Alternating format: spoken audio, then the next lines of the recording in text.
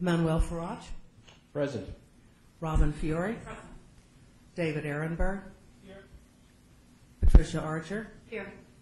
Ronald Harbison, Here. Carrie Howitt. Thank you. Very good. It looks like we have a quorum. We're calling to order the meeting of the Inspector General Oversight Committee. Today is February 7th, 2013, and forgive us for starting a little late. As many residents of Palm Beach County today have learned, we had some traffic issues, so we apologize for that. Let's start with the introductory comments. Agenda item number 3. If you have electronic devices, please silence them or turn them off. If you have note cards, if you'd like to speak, please fill out one of the comment cards and bring them up here. We'll be happy to let you speak. And without further ado, let's move on to agenda item number 4, the approval of the Inspector General IG Oversight Committee meeting minutes. Let's start first with the semi-annual meeting of August 1st, 2012. Did everyone have an opportunity to review those minutes?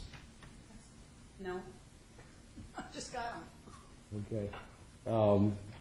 Commissioner Archer, would you like additional time to review those? I would.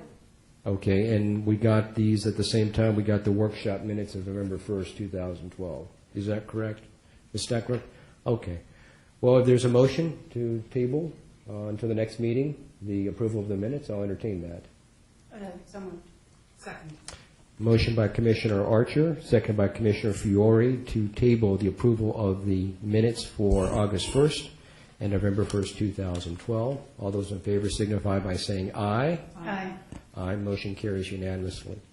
Let's move on to agenda item number 5, the annual and 6-month status report, and also discussion of the new website.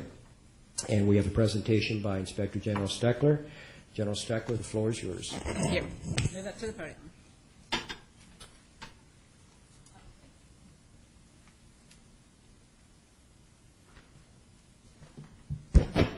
Good morning and welcome, our new State Attorney, Mr. Ehrenberg, to our IG committee. Okay, today I'm going to take you through, and this one's always a little bit confusing because we have some annual report data, which is from October 1 of 2010 through September 30, 2011, or actually 2011 to 2012. And then we have our 6-month data, which is required under the ordinance, which will be July 1 of 2012 through December. So some of it's a little overlapping, so it's a little bit confusing for those that are new to this year's presentation. But in starting, again, we're going to go over some highlights of both the annual report and also the 6-month report. We're going to talk about a little bit about the budget and the staffing, and then the plans and objectives for the following year. The ordinance requires a few things from this office, in particular, obviously, to publish our reports. All those are on the website, and later I'm going to take you to the new improved website, that we meet with you all every 6 months to discuss the activities of what's going on with the office, and, of course, to issue the annual report, which you all got. That's also on our website. We send it out to the League of Cities for distribution via web as well, and then we bring it to the libraries. This is what the actual front page of the annual report looks like, and, again, that is on our website. On the annual report, we issued 35 reports. A great figure, which I'm proud to say with all the government entities, is the corrective actions figure.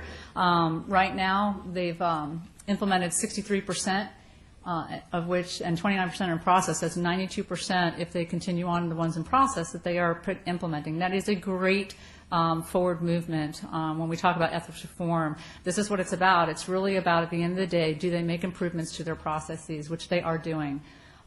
We had a 41% increase in the written correspondences coming in the office. Some of that was due because now we have Children's Service Council, we have the healthcare district, and the municipalities came in midstream on that. So that almost doubled our office's increase of actual written correspondences. I'm going to go over some statistics about how many of those are actually complaints in a second. And for the year, we questioned and identified about $4.3 million. And we're going to kind of discuss that in a little bit detail as we get on into the presentation. The interesting stats, this is from day one, because we do stay up on our recommendations. We don't let them go away. And so we've issued a total of 207 recommendations since we've opened the door, and 133 have been implemented, which is that 63%, and 60 are in the process. So, overall, it's a pretty good statistics for the government. for our office that we're all, making the right recommendations and they're taking them to heart. Our units. This year, as you all know, we did accreditation. That report is on our website as well. But we also went forward and made a request for criminal justice agency status. I'm very pleased to tell you that we got it on the first run. That's not normal, from what I'm being told. But we actually became a status, the agency credit status, and it's through the FBI, the Florida Department of Law Enforcement as well. And what that basically means is we have access now to certain databases that the normal agency would not have to help us with our investigations. It provides training. We have access now to more training for our investigators as well. So it's a good thing to have. It's more intelligence for our office. Yes. What was involved in getting that accreditation? It was just basically an application that we had to make to show that we are in an environment of investigatory practice. It had to be more, the regulatory side of it as well, the investigative side of it. So it's an application, but you have to meet certain levels and requirements in order for them to allow us in. And so based on, we gave them enough information. I will tell you the accreditation helped that process tremendously. The fact that we were accredited really helped us with that first go around and being approved. Okay, intake. We had about 2,000 calls coming in, and the correspondence is about 433, of which 75% for the year were actual complaints. It's interesting because the correspondences are starting to go down a little bit, but what's interesting is the complaints are going up, which is good because what's happening is that people are now understanding a little bit more of what we do, and so the things that we're getting in are more aligned with what we do. So that to see that go up is a good thing. We took a look at, for the 6 months of how much time it takes to do these correspondences. They're very lengthy because we evaluate them on one, do we have jurisdiction? 2, should it be a whistleblower? 3, is it a violation of any policy rules? We have to get that entity's policies, rules, regulations. We interview the individual that actually filed the complaint. So we do a lot of pre-research, which averages just under 5 hours, before we make a decision, because a lot of them, obviously, we want to resolve at that point. We don't want to open up investigations. And typically, in my career, I've seen usually about 10% we open. We're floating right around that number now. So this is pretty good where we're spending a lot of the time in the front end so that we can resolve these things early on and not open up investigations. And then for the year, we had 9 investigations were initiated, 3 limited reviews, 8 management reviews, 5 audits, and 11 oversight reports. So that totals your 36 that went from a correspondence into those units. So again, it's averaging just for the investigations part right around 9%. So we're pretty close to the statistical average. Some of the reports that we actually issued, this was the lead worker pay from the county. Basically, there are some requirements that have to occur to get the lead worker pay. The county took a look at those individuals. They've reinstituted a policy and took a look at those individuals. South Bay, they had put through, they negotiated a contract for their city manager that turned out in July of that year. The law changed on bonuses and severance. So they had to redo that contract. And then Riviera Beach, in error, it wasn't really the hospital's fault, but they basically did not bill them for several years on their water services. The meter was never turned on. And they also had put through a former employee as their consulting engineer without a competitive bid, which was a violation. It was not a criminal violation, but it was a violation. So those are just some highlights on the investigative side of the house that we did last year. In the contract oversight side of the house, and I really want to give a kudo to the town of Palm Beach. Peter Elwell has been an amazing partner with our office. We took a look at this procurement. It did not have good specs in it in the sense of where he would have been looking probably at some bid protest. He pulled the actual procurement and started over. And then we went back in actually on this one and to make sure that it ran well, and it did. It was a clean process. So we actually wrote another report this year, just a quick follow-up on what a clean process it was, because he did the right thing and took a messy situation and did it right. So a good kudo to the town of Palm Beach. On Solid Waste Authority, we have been watching that waste to energy project, a very large project. And this was a situation where they had approved a $1.2 million payment without them doing the work, which is backwards, as we all know. The good news is they did the work eventually, so we were able to confirm that that $1.2 million, although shouldn't have been paid at the time, was an allowable expense, and Solid Waste has now put some more controls in place to make sure that that prepayment doesn't happen again. In the audit world, of course, we talked about this before, the Wellington audit on the purchasing cards, and then we did Pahokee as well. We also looked at their fuel cards. These were just issues of a little bit of lack of internal controls, but the major issue that we're seeing across the board is this public purpose. You know, the state law is very clear on what you can and cannot spend on taxpayer dollars, but unfortunately the local government doesn't have to follow those requirements. But it's good guidance, and so we've been talking with a lot of the cities about this, and hopefully with them seeing these reports, they're starting to take a look themselves of what is, should you be buying, your lunches during a meeting? Should you be putting, retirement and sympathy, food and things like that? Should you be buying coffee and water for your staff? Those are all questions that, we say are, at times, especially coffee and things like that, those are benefits. And if you want to do that, that's fine, but call it what it is. Don't hide it under under a marketing thing or something on a category where the public doesn't really understand what you're really buying. And that's really the issue with the public purposes. Be very transparent about where you're spending the taxpayer dollars. Yes. I kind of hear what you're saying is create an educational opportunity for you to help educate some of the local municipalities and rules that they understandably may not be aware of, because there's always turnover on those commissions and in those governments, and so they can't reasonably be expected to know what state rules might serve as guidance for them. Well, there's codes that they have to put in, and there's no codes for these things, so that should be a red flag, that if you don't have a code to put these in, that speaks for what you're actually buying, and you have to find another code, that should be a first red flag. So that would be where the education comes in, yeah. My experience with ethics committees in hospitals is if you see violations, it's a call for either a policy change and educational seminars. So public purpose is clearly something that I think you could profitably do community education around, since that is a central concept for all municipalities. They might appreciate having that seminar where it's not linked to an identified violation on their part, but just is a good training for them. Great idea. Excellent idea. We will definitely look into that. Now we're going to switch over to the 6-month activities. For the last 6 months, we've had about 828 calls coming in, and here's where we're starting to see the numbers change, where although the correspondences received are a little bit less, actually 80% of them, that number's going up, actually are complaints. And of course, there's more than one allegation typically in a complaint. In this group, there's 136 allegations within the 118 complaints. And again, the average time spent. Top 5, this really hasn't changed. This is a consistent pattern. Employee misconduct is typically number 1, although contract improprieties is gaining ground on this, unfortunately. But not surprised. I mean, this is really where the problem started, was in the contracting arena, or some of the problems here. So it's not surprising that that's where we're seeing the top allegations. But employee misconduct traditionally is usually the first one.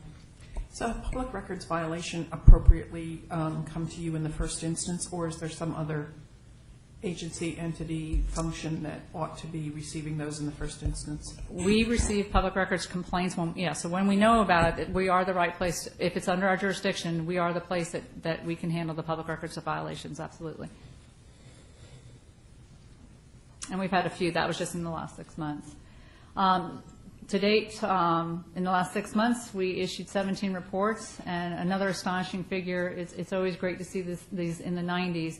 73% are either been implemented or in the process of being implemented, for a total of 99%. So we're still staying in that 90 range. You never know. Sometimes they're in process and it doesn't work, but most of the time, if they say they're going to do it, they typically do. That is a great statistic for this county. The fact that they're actually taking the recommendations and doing things with tightening controls and putting things in place, that's a great statistic. To date, in the 6 months, we've questioned and identified $4 million, and we now have our cost avoidance, and I'm going to talk a little bit more about that model. This was the model that I talked to you last time that these business stakeholders and us work together on. And this is really, a lot of people kept saying to me, what are we avoiding? You're stopping all these things, but what if we didn't stop them? So we now have added cost avoidance, and what that means is we took, typically some shops will take 5 years. We decided to only take 3 years because that's an average contract time period. We like to be very, small in our numbers. We don't like to expand them more than they need to be. So we literally took an average of a contract is what we agreed on, which would be the 3 years, unless the contract ends before that 3-year point. For example, the solid waste one we just issued actually only had 17 months left on it. We only cost avoided out the 17 months. So what that basically means is that if you don't put the recommendations in place, then you are looking at that cost that you will pay out. Another example of that, and I have in my slides here, is like healthcare district. With the fair market value report we released, there was no documentation to show what they were paying their trauma patients. That was the key issue. They had done no surveys. They didn't have the documentation. If they continue not to do a survey and just pay what they want to pay, then there's a factor there that we've calculated on what they could avoid if they do, in fact, put the survey in place. So that's what the cost avoidance is, an important statistic for the prevention side of the house as well. And then we just received our first, one of the criminal cases that we work with the state attorney's office. This was the Palm Tran case. Palm Tran has a different retirement system than the Florida State retirement system, but as some of you know, that there are certain things like theft and bribery and other qualifiers under state law that if you are convicted, then you can lose your pension. And we take those seriously. So this individual has now forfeited her pension, so it's the first pension forfeiture we have out of our criminal cases, and we're tracking the other ones as well. It's very, it's a cost savings to the government. If they've committed a crime and they've been found guilty, why are we paying their pensions when the state law says we shouldn't be? So we got our first forfeiture. We don't have the dollar amounts yet, and that will be included in the next report. This one was a situation where a county parks, this is one of those that I think, when you try to do the right thing but you did the wrong thing. This was an individual supervisor who oversaw some of the pool, in the recreational pool areas where you have lifeguards. They only work so many hours a year during certain times, but there were very strict laws that you can only work so many hours.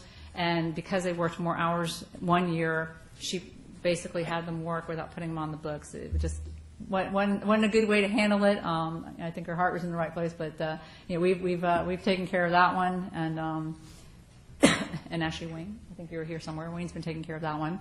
Another one, the Riviera Community Benefits. This was a situation, and we're seeing a lot of this, and I saw today's paper that the county does a really good job in the solid waste area, and it's a true mark that when you do put it out for competitive bid, you can save the taxpayers. And today's paper talked about that with them putting it out for bid and going down to the 5. At the end of the day, the taxpayers win. This is an area where we're seeing a lot of issues in our cities where a lot of them are just renewing, and not putting out for competitive bid.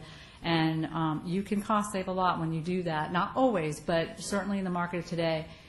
What's the harm in putting it out for bid? And sometimes when you hit a certain amount of years, you have to put it out for bid. This was a situation where the city of Riviera added a criteria that was not in the original RFP about community benefits, and basically it really was not a good way to do things. It gave the appearance that if you donate more money to our causes, then you'll get the bid, and in fact they wound up giving it to someone who was not the low bid, which cost the citizens of that city $2.1 million, is what we questioned, by doing what they did. So, General Steckler, what yeah. was the total contract on that? Good question. Laura, do you remember the $30 million over a 5-year period? Okay. This may be the same issue that the Ethics Commission took up about a year or two ago, and I thought the extra donations were not in the sum of $2.2 million. No, what we do, not the donations. What we do is we calculated the cost of basically, had they gone with the low bid, rather than the person that they went with, what was the cost difference of their bids over the 5-year period. So that equated to the $2.2 million. You compared the actual bid versus what would have been the low bid. Well, what was would have been the the one that they should have gotten it based on their criteria. Okay. Mm-hmm. Yeah, it's my- and actually, it wasn't the city. The city actually recommended not to do what they did. It was the council that flip-flopped on them. City manager, city attorney were right on it, but the council made the decision they made. Well, we on the Ethics Commission recall that particular meeting where Judge Rogers scolded a few folks from Riviera about that, but I guess the message didn't get through to somebody. Thank you. And this is the one we talked about with the fair market value. And they are going forward with getting surveys and appraisals, so that's good. Again, it's not that it's always wrong, but if you don't document it and you don't justify why you're doing what you're doing, then the public's going to ask those questions. And then the last one, we did a review of the county's financial assisted programs. Basically, their policies were outdated over 23 years. They really did not have a strong process in place for monitoring of these contracts. So they've been working very hard and getting a good process in place and updating their program.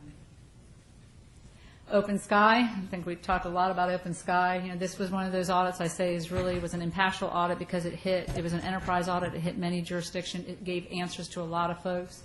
I think it was positive. Everybody around the board, cities and everybody were positive about this one because there really were a lot of unanswered questions and there were a lot of safety issues and there are a lot of concerns the way this was handled.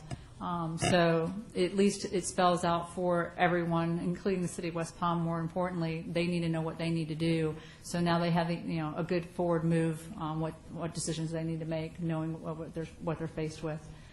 Solid Waste Authority. General Steckel, I just want to take a moment, and Sure. sorry for interrupting you. I think I want to take a special moment to congratulate you on what you did on Open Sky, because I think that's been going on for I don't know how long, where that debate has been going on. And I think you came in, gave some objective criteria, some objective analysis, and you put it out there in the public and let the policymakers make the decisions. I think that was an appropriate use of the IG's time and money. Thank you. I have a great team, and they worked very hard on that audit. And that's a good example where our contract oversight merged with our audit team, and they work together. And we do a lot of that now. The contract oversight, we're actually going to be talking more about them and how they play not only a front role, but a supportive role to the investigators and the auditors because they come with great expertise. And then Solid Waste actually asked us to come in and look at the tipping fees on Republic. And it turned out that there was some lost revenue on that, and so we were able to get that nailed down for them, and they're negotiating their settlement now. Interesting statistic, the correspondences for the 6 months coming in. Clearly, the municipalities, because there's 38 of them, there's going to always probably be more in that arena because there's so many of them. But I think the other interesting statistic is the next one. It's not so much where they're coming in, but who's it coming from. And to this day, it is our citizens that continue to be the majority of the individuals that report to our office. Traditionally, that shouldn't be. It really should be the employees. The employees should be coming forward and reporting things that they believe are violations. But the citizens still hold true. They're not going to let go, and they're going to stay active. And I hope that one day the employee side of the house will get as strong as the citizen side of the house. Citizens shouldn't feel like it's left up to them to watch the government. It's the employees' due diligence to do that. But it's an interesting statistic to watch, and we're going to trend this out to see whether it goes up or down, and whether employees begin to start reporting things that they see that they believe they should see. Do you attribute this to the confusion about reporting lines?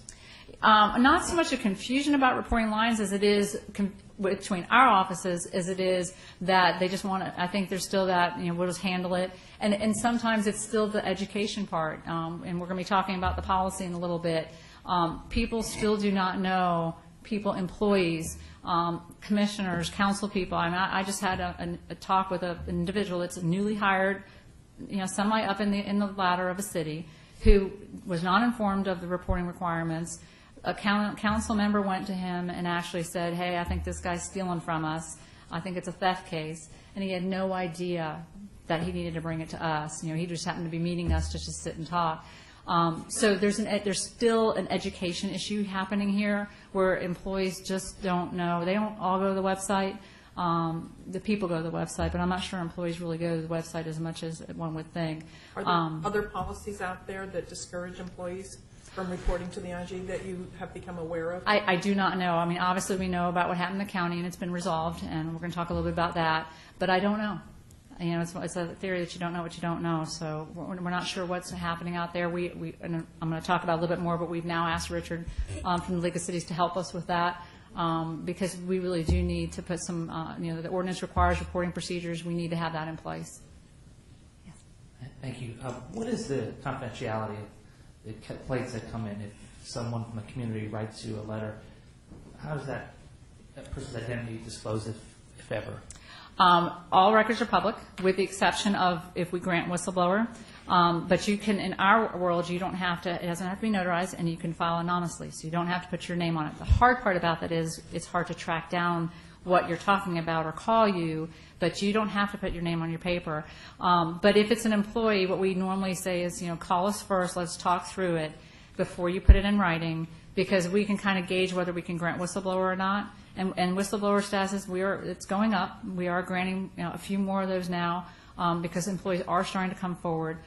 So that protection under whistleblower, the name and identity will never be known. But other than whistleblower, every record once it's closed is a public record.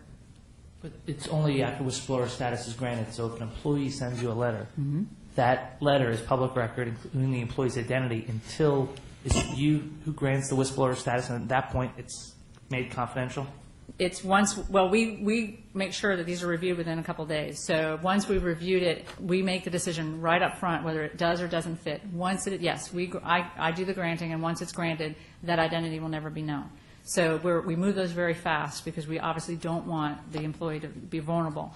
But if it doesn't fall under the definition of a whistleblower, and there's gross modifiers in there, and we can usually tell pretty quickly, then that individual needs to make a decision of whether to put their name on it or not.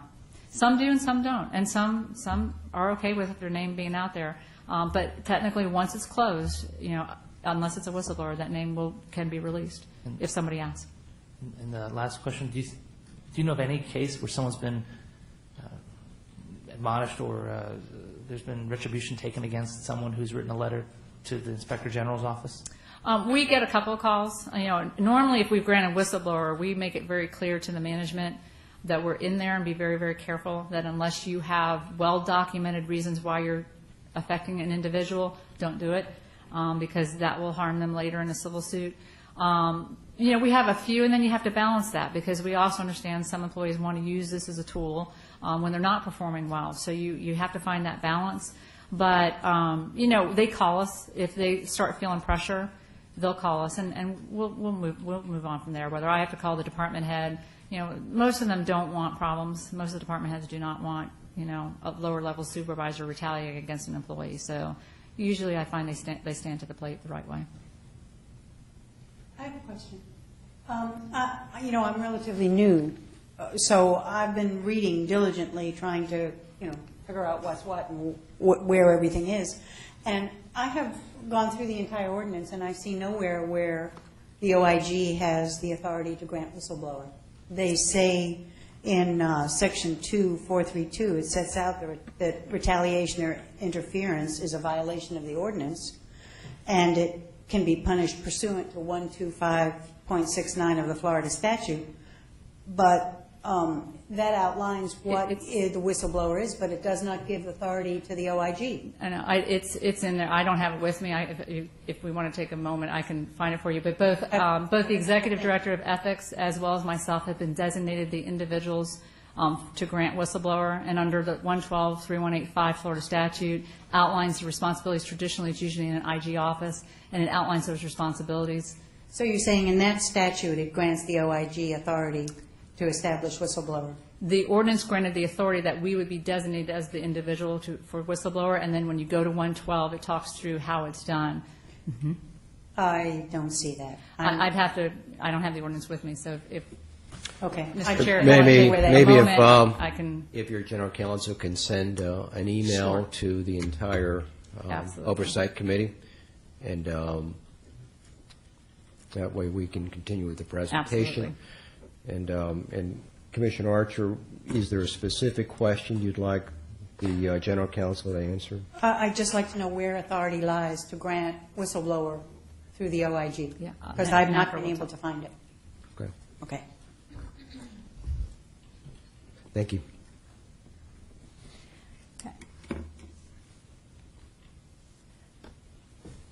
Okay, when we're talking about the procedures, both Mr. Weissman and I met, and we have now come up with a new reporting policy. They already had one on the books since when I got here, and then they revised it. So we've now redone it again, and it's very clear that the employees can come directly to our office. We've been working with the cities to try to get the reporting language, because the ordinance requires that, under Section 2423, subparagraph 4.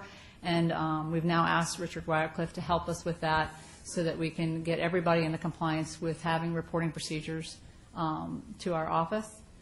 Excuse me? Yes. Have you worked with each of the cities? Because I read what was sent out, and it just appears that what's been said is, here's our policy, do it or be in trouble. No, there was that doesn't seem like working. No, there was a cover letter, and we've been calling them and asking them. What we did is we did a proposed draft for them to have an example, and Joe and staff have been working with them on the phone regularly. We sent them a letter back in May, almost a year and a half ago, and then in October there was a cover letter to those policies. And this was because they didn't know where to start from. We actually sent them a draft, and 6 of the cities actually took the draft, tweaked it a little bit, and issued it. So each city has the responsibility to review what's there and make their own determination about what. Coordinating with They would us, yes. Absolutely. Okay, thank you. But if you become aware that a city has a policy that prevents employees from reporting directly to the IG, We'll have a conversation with them, yes. I have another question. Yes. According to the ordinance, it says that that the municipal manager, administrator, and mayor shall coordinate and or be responsible for informing the OIG. It doesn't say anywhere that department heads and employees do. Yeah, that was during the drafting committee. They can delegate it down, because we didn't want to, when we all talked through the drafting committee, it was easier just to put the top heads up on the ordinance, but they can delegate that down if they want to. What if they don't? Then they're responsible. Okay. But they have that option. Yes. Okay, good. Thank you. Commissioner Archer, what was that ordinance section? Do you recall off the top of your head? 2-4324. It's 4. It's on the slide. Yeah. Oh, okay. I was looking for it on my iPad. It's on the screen. Okay, thanks. So, Pardon me. just because I'm now getting a little confused, is it fair to say, Commissioner Archer, that you're identifying a problem if they do not have a policy, or that choosing not to have a policy is acceptable? No. No. I am indicating that it is their responsibility to set the policy, Okay. and that they may extend it all the way down to their general employees, or may not, as they choose in their own policy. Appreciate So it. each city has that right to decide exactly what their policy is going to be in conjunction with the OIG. Great. Thank you. Sorry to be dense. Joe actually found, and these things are beautiful things sometimes, for the whistleblower, the site is actually under ordinance 2-42311, and it reads, the Inspector General is considered an appropriate local official of the county and of any municipality for purposes of whistleblower protections provided under 112. And then when you read 112, that's where the designation and how it all happens. It's a very extensive statute that the IG community has worked with for years. Okay. Well, it's an important issue. If your general counsel Yes, could it was still well said, but I wanted Lisa- forward that Yeah, information to I would us. appreciate that. Thank you. Thank you. Just real quick on the lawsuit, the lawsuit between the city and the county is still ongoing. They just received, the municipalities had done a motion for partial summary, and the judge just ruled just the other day to deny that motion, so that continues on. In the meanwhile, of course, we filed our appeal. The 4th DCA granted the expedite right away, so the good news is this will move very quickly. During the holidays, the county, the clerk, and the municipalities filed a motion to dismiss our petition of writ of mandamus, which is basically there's two parts of this. One is to intervene so that we have a seat at the table. The other part of it is the funding, that why this case goes on, which could take years. Who's in charge of paying? What happens? What responsibilities does everybody have under that ordinance? Does the clerk bill? So the courts denied their motion to dismiss and ordered what they call an order to show cause. And so they had to file their briefs within 10 days. They did that. So we have 6 briefs that we were reviewing. We have to respond by today on the intervention and tomorrow by the writ. In the meanwhile, the county has requested oral argument in front of the 4th DCA, and that is now scheduled for March 19th. So this is moving fairly rapidly for the court system. We're pleased with that, and so hopefully we will have answers. Then it's just a matter of them making a decision and writing in and getting it to us. So it's moving quickly, and in the meanwhile, the other case still moves. Do you see any opportunity in the legal process to have the funds that have been paid that are currently being held by the clerk and comptroller released in advance of any other resolution?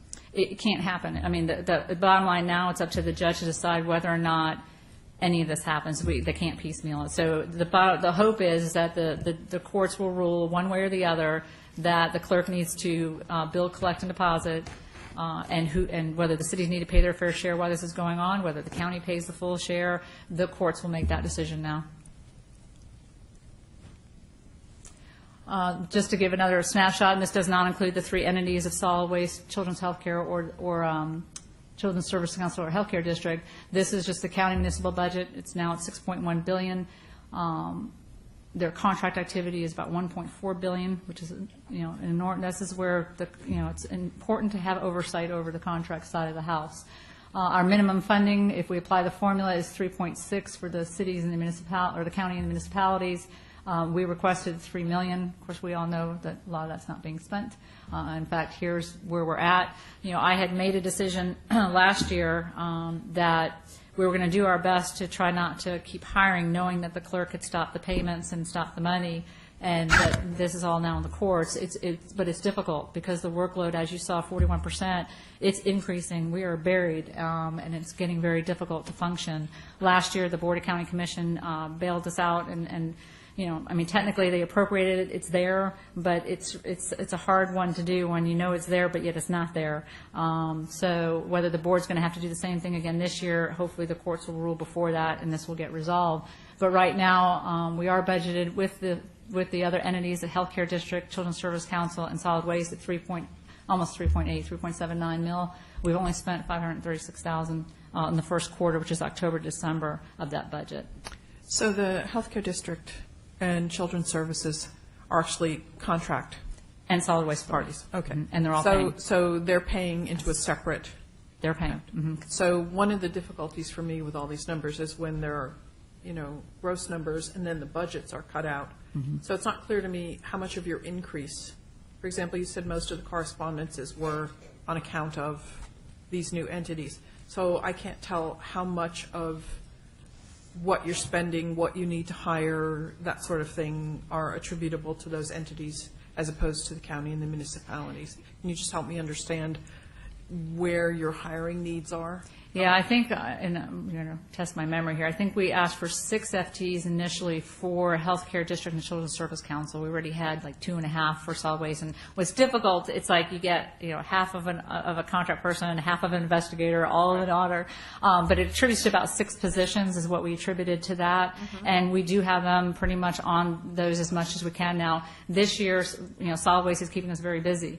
So you're not confining their work to the people that you've hired to do that work. So no. In fact, you could be spending more on those entities than they're paying. Sometimes. In one given year, maybe. Like last year, we spent very little on solid waste. This year, we're spending a lot. So, it's hard because over time, it happens, and you never know. You can't control what comes in, an investigation or whatever. So sometimes you might spend more one year and time and less the next, and it balances out. It's just one of those things, just like the municipalities. We don't charge per municipality as far as what we do, because then, they wouldn't want our service. It works in a negative, too. So it kind of balances itself out, but they're treated the same. If there's any leftover, then their formula will go down as well. So we do it across the board. I think I understand what you said, but what you're It's saying that hard. there's no segregation of the source and application of those funds as per the contract versus your other general municipality duties. Is that what I'm hearing?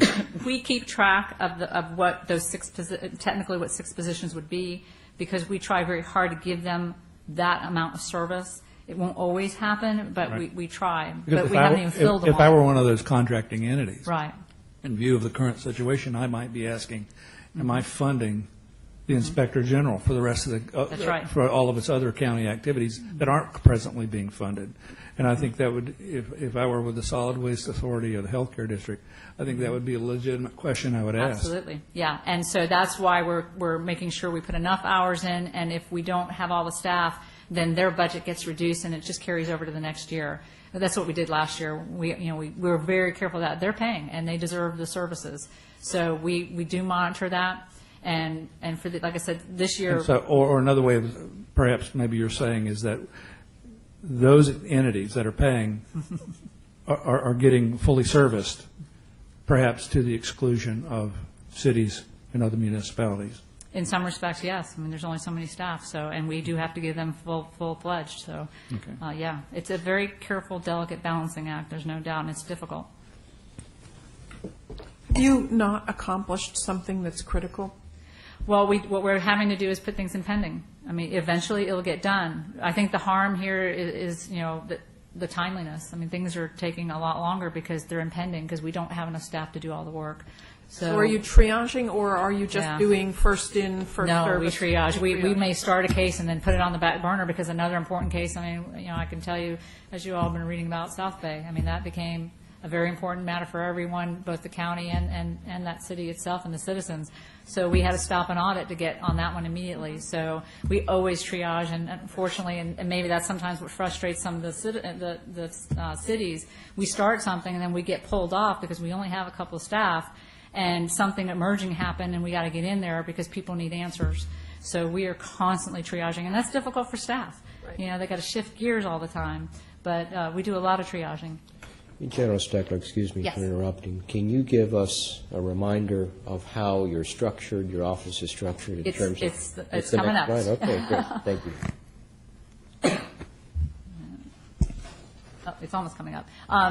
Today, this is the dashboard, which I'm going to take you on in a little bit, but we've now question identified since inception 8.4 million, and I'm going to show you how that all comes about and how you can track all that money when we get online. Here's the staffing structure. Right now, we have 24 staff. We're allocated for 40, and we pretty much have an even split between auditors, investigators, and contract staff.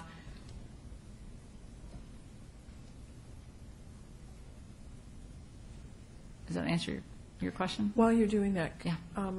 you have a number of folk here with you. Would you introduce them? Absolutely. And this time Jeff's going to be first. Jeff Whaley is our IT guy, and I will tell you, I have to do a shout out to him, and Christy is here, and Janine is back at the office. But the website you're about to see, Jeff self-taught himself how to do this. They're amazing staff, and Janine and Christy helped with a lot of the data. But, Jeff does everything in the IT environment for us, including assisting on investigations as well. He's learned many traits and lots of things and lots of qualifications. Behind me, Hank, I don't know if you have met yet. Hank Nagel's been with the office since almost, I guess, half a year into inception. Hank is now the acting manager for our contract division. Worked his way up in the chain. And, of course, Dennis Schindel, the audit director, and Joe and Christy. Christy joined us, June? Yeah, June. April? I'm losing track. I'm getting old.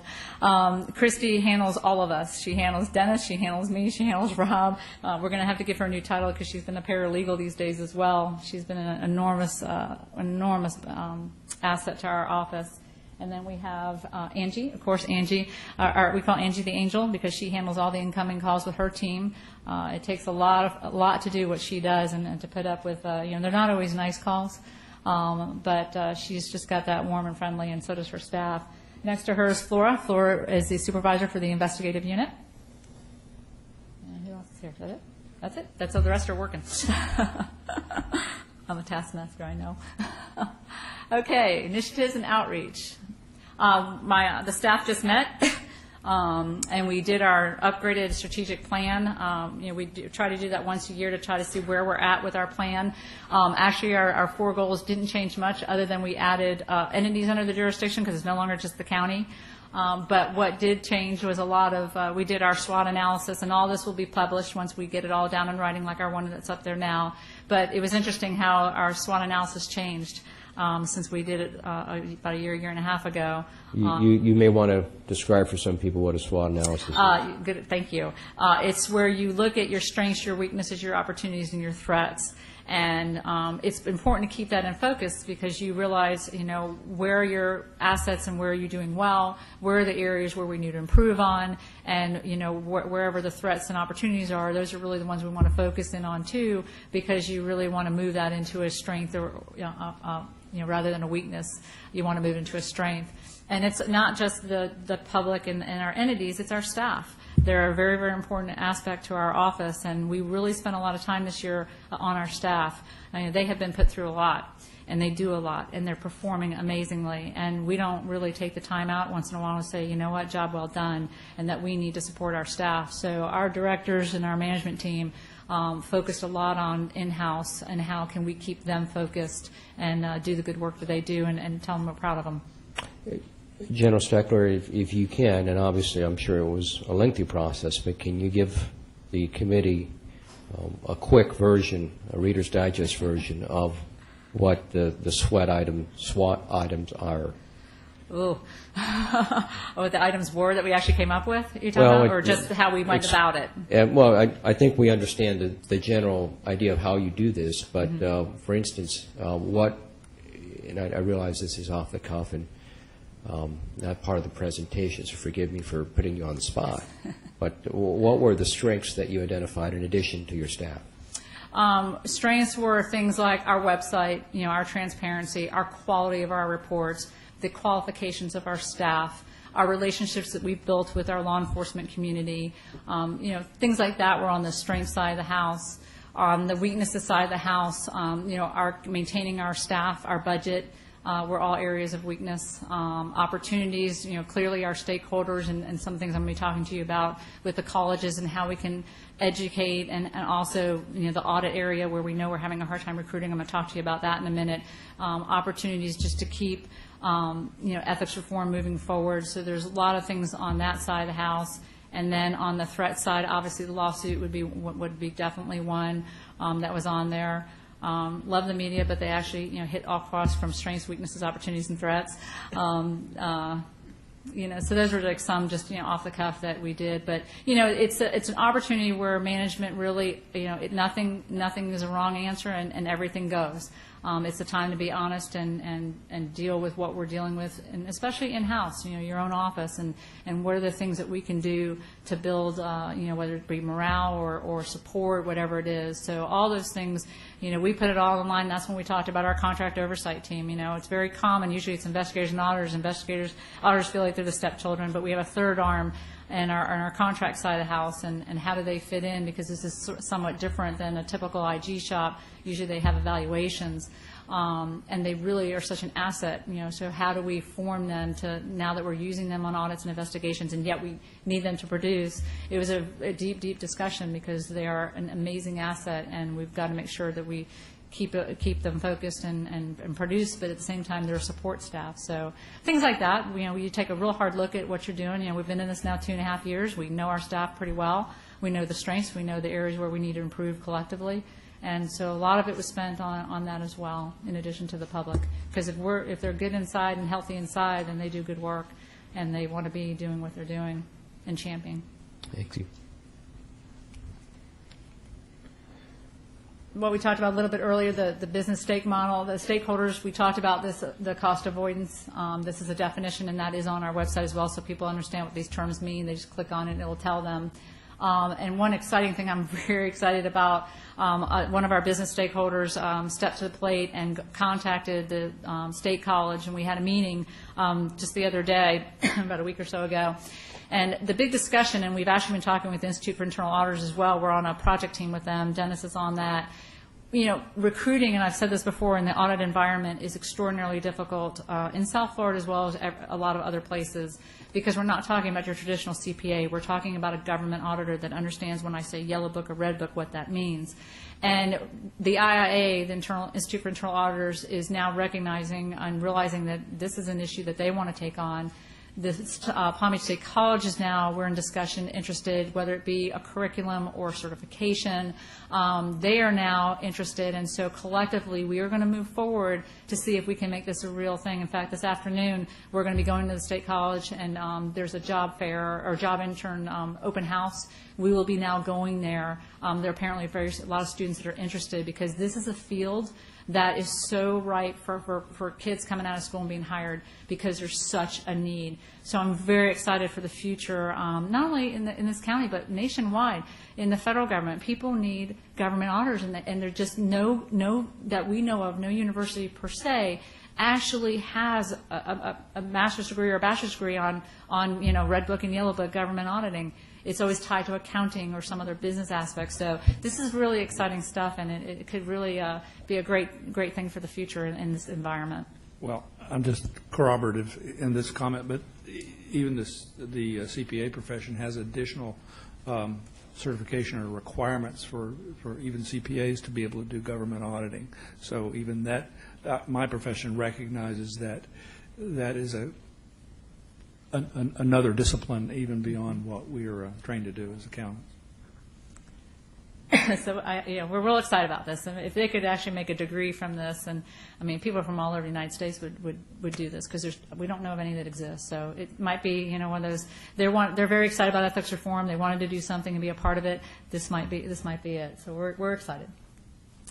Citizens Initiative. We're still working on that. In fact, I'm going to be talking to a group through the law enforcement community that actually has citizens, so we can keep this going. We have a nice diverse area of where our citizens are coming from, and so we put 23 through the training, but this needs to keep going. It's hard because citizens don't really go to the meetings, and so they've got to make, it's almost like you got to make that commitment to really want to be involved. And, it's a lot of time for a citizen to do that. And we have some unbelievable, amazing citizens that do get involved. And so we're going to keep this program going, and we're going to keep recruiting and hope that we can continue to train and help those individuals understand government a little bit better. And when there's things that they don't think are right, let us know. And sometimes they don't think they're right and they're actually okay. And we get to educate them, and they don't have to be calling that city or that county and complaining. So it works two ways, and it's a good group of folks, and we're going to keep trying to grow that. Current activities, we also now have our internship program set up. We have our first intern from Florida Atlantic, I think, Joe, Florida Atlantic University. He just started. We're very excited about that. He's actually going to be in the contract arena first and kind of help out there, and then probably float him through the office to give him a little taste and flavor of everything. I'm a big believer in an internship program. Sometimes, our youth are, they get very excited, and they can bring a whole new element. So we're going to be continuing that in the investigative unit and the audit unit as well. So we're very excited. We have our first intern, and we don't pay them, but they get college credit. We also did the job shadow just the other day. That was kind of interesting and fun for a high school student to come to the office and shadow for the day. So we're going to, again, continue to get out into the youth community on those arenas. We have an employee training video now out there on the website. It's really directed for employees across the board, but certainly the citizens can watch it as well. This, unlike yours, is not mandatory. Where your training is. It would be nice to have this mandatory, but we're not there yet. But at least it's out there, and it's a good 15-minute video with Q&A on an overarching about what the office is, how to file a complaint, and the things that happen, whistleblower, all that's in there. Speaking of the website, we have almost doubled our hits this year, which is really good. It's nice to see a 57% increase over the following year. And again, I note that the town of Palm Beach and Lake Worth actually have us on their main webpage, and we're getting a lot of hits. So when they don't hide the site, it seems if it's right there on the front, like the county does, and Lake Worth and town of Palm Beach, that's where you're getting more traffic. So kudos to those cities that did that, and the county as well. I will second your earlier comment about Mr. Ewell and the town of Palm Beach. They've been equally as supportive of the Ethics Commission as they have of the IG. Yeah. It's a well-run city. Okay, I'm going to go live to the website. For those that have been on this website and you wonder the colors change, we actually have, during the day, it's this color, and at night, it's actually a sunset. So it's kind of Jeff was able to add that. We actually took that from like Hawaii or somewhere. It was just a beautiful site. What's really important about this, Jeff, if you can show them how you can just make it larger font and all the, up on top, people like me who can't see without glasses, we have an actual up on top where you can make the font larger or smaller. You can change and get all the colors out. I have friends that cannot see color, so I made sure that we could make this for individuals that can't see color. So there's lots of aspects just for aesthetics that you can change around to make it so that it's user-friendly for the individual. On the home page, we have, of course, some of our authority and the report fraud and the dashboard. Let's go across the toolbar first. The next, after home, report fraud, that's where, you can click on that for a second, Jeff, that's where individuals can file a complaint. And if they feel they're a whistleblower, they can fill out a whistleblower form. We review all for whistleblower anyway, but some people want to actually ask for whistleblower, so they have the option to do both. About the OIG, that's where you find what to expect, the frequently asked questions, all the units are there. If you would click on the budget, we put the budget out there now. So I know it's a little bit hard to see with the lighting in here, but all the historical data, what the cities pay, everything about the budget is now on the website. Very transparent process. Also, we have the personnel on the website, and that's kind of the org chart that you saw, and we'll be updating that as that changes as well. We have you guys now on there. You are now on the website. And Dave, we've even got you on there. You're on there already. There you are. You guys wrote the bios. And of course, our ordinances and our standards are on there as well. Then under Be Informed, all of our reports, if you click on the first one, the reports, this is the current fiscal year, so these are the ones we released from October to the present. If you want to see the archive ones, if you see this little button that says click here, no, Jeff, do me the click, there you go. The click there, that automatically takes you to all the issued reports since inception, broken down by unit and by fiscal year. And then go back up to the tabs if you wouldn't mind, Jeff. Okay, then we've got, the dashboard. And then on the dashboard, what we have is we have it broken down where the correspondences are coming in, which where the complaints or correspondences coming in, where are they coming in on the county departments. So there's a lot of raw data there that you can click and at least see where the complaints. And then what we added here now is now everything is attached. So if you see like a dollar, you want to look up.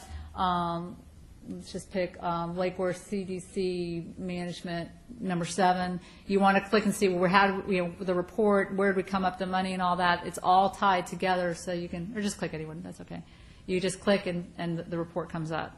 So everything is now tied nicely together, so that if someone says, well, how did you come up with that? It clicks right to the report and it tells you where you need to go.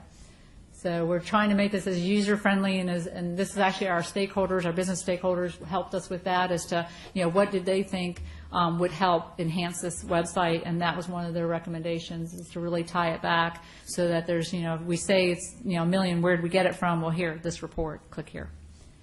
Then keep going under, let's see, then we've got the outreach. And this is where we host our videos, and our brochure is out there, and our overview, and also if someone wants to do a speaker's request.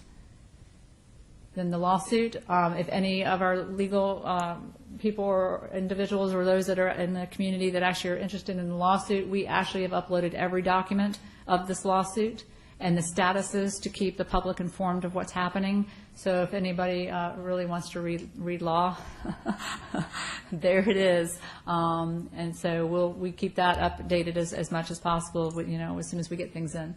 I have a question that's just occurred to me. What percentage of your complaint investigations result in a dismissal? There's not dismissal. What we do is it's a not support versus support or not refute. And as I always say, it's just as important to say somebody didn't do something wrong as they did. And traditionally what we're seeing is almost a 50-50 split. Really? Mm-hmm. Oh, yeah. thank you. And we've actually done more management reviews and investigations, because really what we see here is there's a lot of system issues rather than people issues. So if we find that a person followed a rule which really wasn't a good rule, we will have a tendency to switch that to a review, because it's really a bad process, not a person doing something wrong. So you see, we actually do a lot more reviews than we do investigations. That will, it changes sometimes depending on what it is, but we do a lot of reviews instead. Thank you. I just want to say that I want to commend you, and I'm sure this is difficult to do being short-staffed and with all else that you have to do. But when you reissued your report to the town of Palm Beach, for example, the example you used, I think it's important to recognize people who are doing the right thing and the good thing. And I know that's sometimes difficult when you're up to your chin in alligators trying to get the work you've got to get done. But I think that's a good thing, because people need to know and be recognized when they do the right thing. Absolutely. And when they're trying. Mm-hmm. Thank you. Absolutely. Okay, next tab after lawsuit, we have in the news. We've added we've gone back and archived as many as we could find. It's a lot in the news. So we have all the newspaper articles on that. We've added now, can't see the tab, grand jury, all the grand juries. Those are tabs actually that you had on Commission of Ethics. We've now added them on ours. So the grand jury documents from the reason for the very beginning of in 2009 when we came. It's just a good one-stop shop, so to speak, so we put everything out there. Our career opportunities for people who want to apply for positions for our office is out there. And then we have these meetings, of course, and then links. Links, if you want to go to the links. We have local links to the municipalities. This is, again, a nice one-stop shop. If somebody wants to go to a particular city, they can just actually come right here, and we have all their links.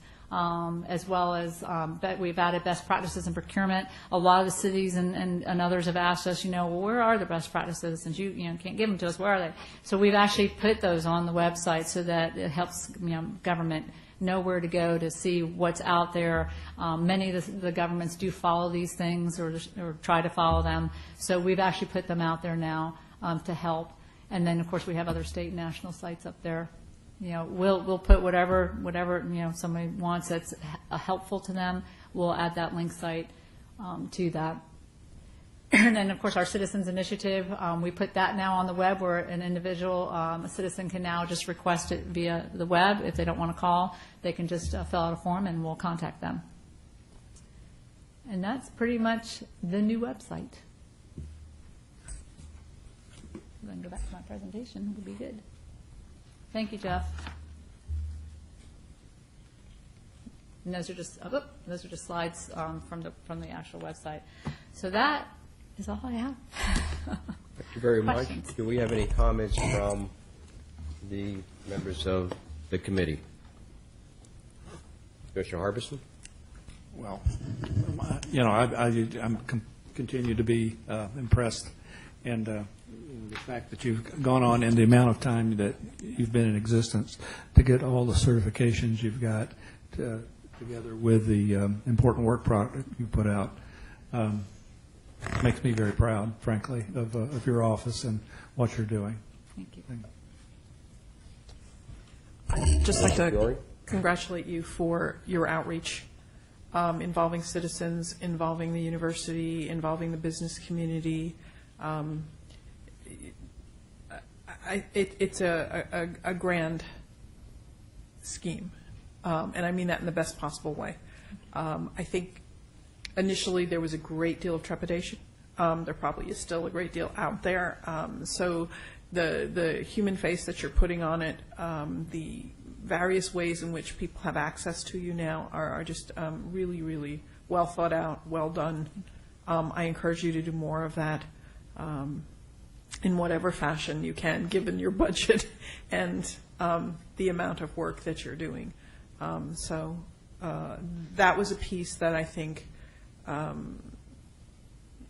you had a vision for, and to see that you've actually implemented it alongside the actual work of your office.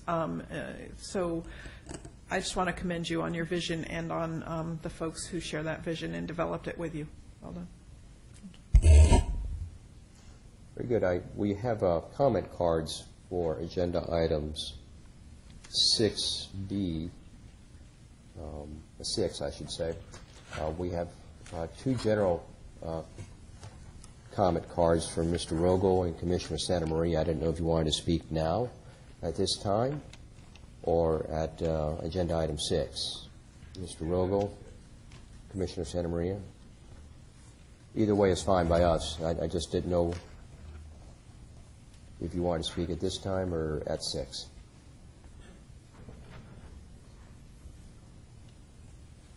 Commissioner Santa Maria. Yeah, it's really all the same to me. I think my message is going to be the same one way or the other. First, I'd like to start by saying a big thank you to all of you who are serving on this Ethics Commission. I don't think you realize the importance of your job. I don't think 1.3 million people that comprise Palm Beach County realize the importance of your job. Well, we want to thank you for the high pay that you give us for serving on this committee. And the high pay, exactly, exactly. I realize how important your job is, and I really want to make sure that, at least from me, I'm very grateful that you're there for Palm Beach County residents, who I believe have been overlooked in the past. What you may have witnessed last Tuesday, and I think, I don't know if some of you or most of you were at the County Commission meeting. What you witnessed with respect to the Ethics Commission is just the tip of the iceberg. I mean, what you witnessed,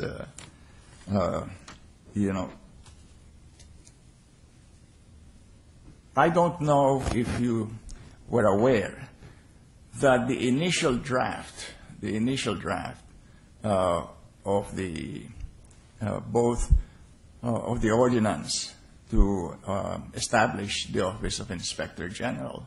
I don't know if you were aware of what was the content of the initial draft.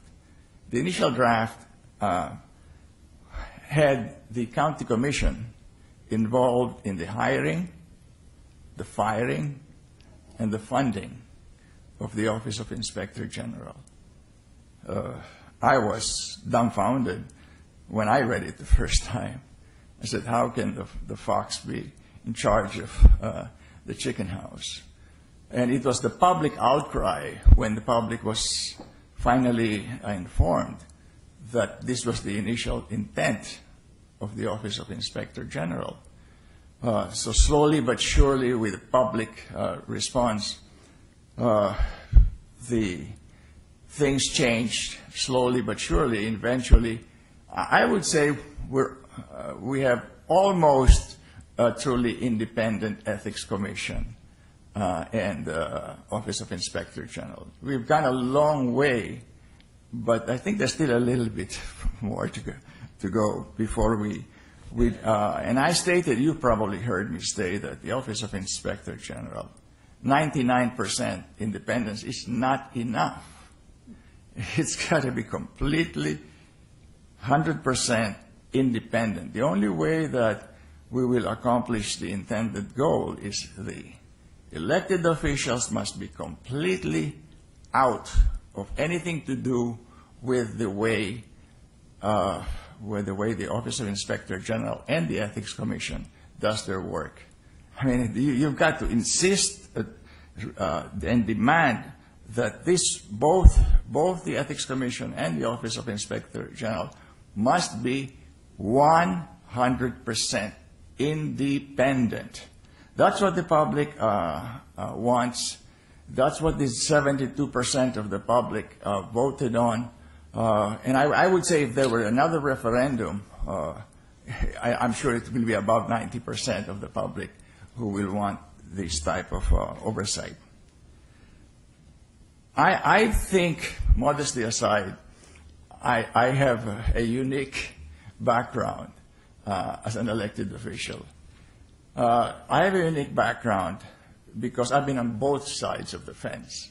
I don't think there are many people who have spent 39 years in Palm Beach County, heavily involved in the community, heavily involved in civic organizations, heavily involved in business, again, modesty aside, successful business, without asking for any government favors. I don't think too many people can say that, without asking for favors once. And it was in my campaign, and it's in my website.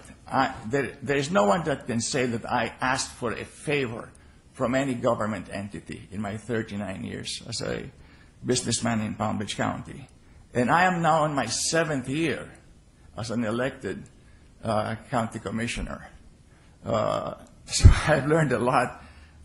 I suspected a lot of things, but you really have to be in the midst of things to really realize the immensity of the forces that are pushing in opposite directions.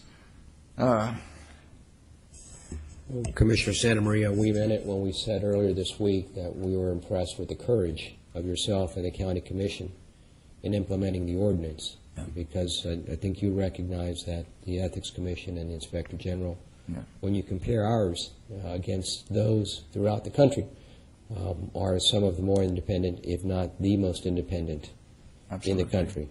Absolutely. That we have to take pride in.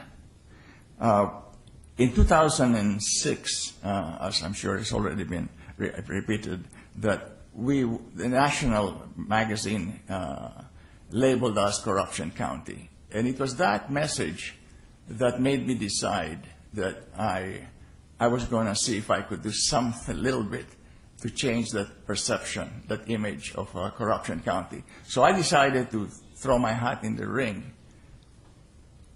My wife, my adult children, my friends, my lawyer, my accountant, all said, "You gotta be crazy. You gotta be crazy. What do you need that job for? I mean, you're a successful businessman. You have everything you need. You don't need to go into the lion's den. It's dirty, it's corrupt." And I told them, that's the reason I have to run. I am obligated to run, because if you're not part of the solution, you're part of the problem. So it's the very reason I must run. And so I did, against the advice of my family, my friends, and I was only going to do it for one term. I said to myself, 4 years is plenty to give of myself. And I was not going to run a second term until the issue of the Office of Inspector General came up. As we all know, the state attorney in 2009 established the grand jury. I was asked by then State Attorney McAuliffe to testify, and I jumped at the opportunity to testify in front of the grand jury. And I think it must have been almost 3 hours that I testified in front of the jury. And I was confident that after the establishment of the Office of Inspector General and the Ethics Commission, I could then leave office and enjoy my family and my retirement at the ripe old age of never mind what. But then I saw the opposition. The opposition was relentless. Even after 72% of the public voted for the 38 cities to be under the oversight of the Inspector General, I saw from elected officials throughout Palm Beach County, employees of both the county and municipalities, of some business people. I venture to say, most businessmen are, I would say, good people and honest, but there's some that are not. And when I saw this one obstacle after another first, oh, it's only a perception. We really don't need an Office of Inspector General. Oh, but after that came the definitions of what is fraud and what is waste and what is mismanagement. One after the other, it came. I could see it coming, one monkey wrench after another. That's when I disappointed my family one more time, and I said, I'm going to have to give 4 more years. I cannot leave now in the midst of this real opposition attack on the Office of Inspector General. I said, I felt obligated to stay on, and that's why I'm standing here before you. We must not allow the forces that are trying every which way to stop the work of the Office of Inspector General. I'm telling you, I would like. In fact, when I heard that the interim state attorney was going to assemble a grand jury, I was going to volunteer one more time because I thought it was open, but it turned out it was just going to be 2 individuals that were going to face the grand jury, because I would be happy to testify one more time and give my experiences on what I have personally with. I'm ready, willing, and able to testify under oath. So there's no problem with me. And I'd like to see others testify under oath as well. Today, there is still a lot of irregularities that must be corrected. They must be corrected. We've got to change the course of Palm Beach County. It's improved. I'm not saying there's not been an improvement. There has been a great improvement, but we cannot allow the obstacles that are being presented day in and day out from many sources and many areas. And these are really strong forces. They're influential forces. And so I ask you to continue what you're doing. I ask you to stay strong and be firm and demand the independence of the Office of Inspector General. But we must have an Office of Inspector General that can fight with both hands, not with one hand tied behind their backs. And that's what's happening now with this opposition that's coming up, one after the other. All of the lawsuits. This is a big distraction. It's also a big distraction. You're in a lawsuit, and then you're not even allowed to defend yourself. Right now, the office is really prevented to really truly defend themselves. So you're throwing a fighter into the ring with only one arm to fight. It's just that there is some success, as we have seen already, but I believe the success could be a lot greater if the office were fully funded. And I'm still having trouble understanding. Why the grand jury said we are going to charge the fee to the vendors, just like Miami-Dade. And after the persistence of the public, all of us 7 commissioners, I know some were not really happy, but all 7 commissioners actually voted to charge the percentage fee to the vendors. Why are we still charging the taxpayer? I believe that's the final obstacle, that these forces are trying to get the public to join in against it, because saying we can't afford the Office of Inspector General. The answer is we can. Why aren't we following what we were recommended to do and approved by all 7 commissioners?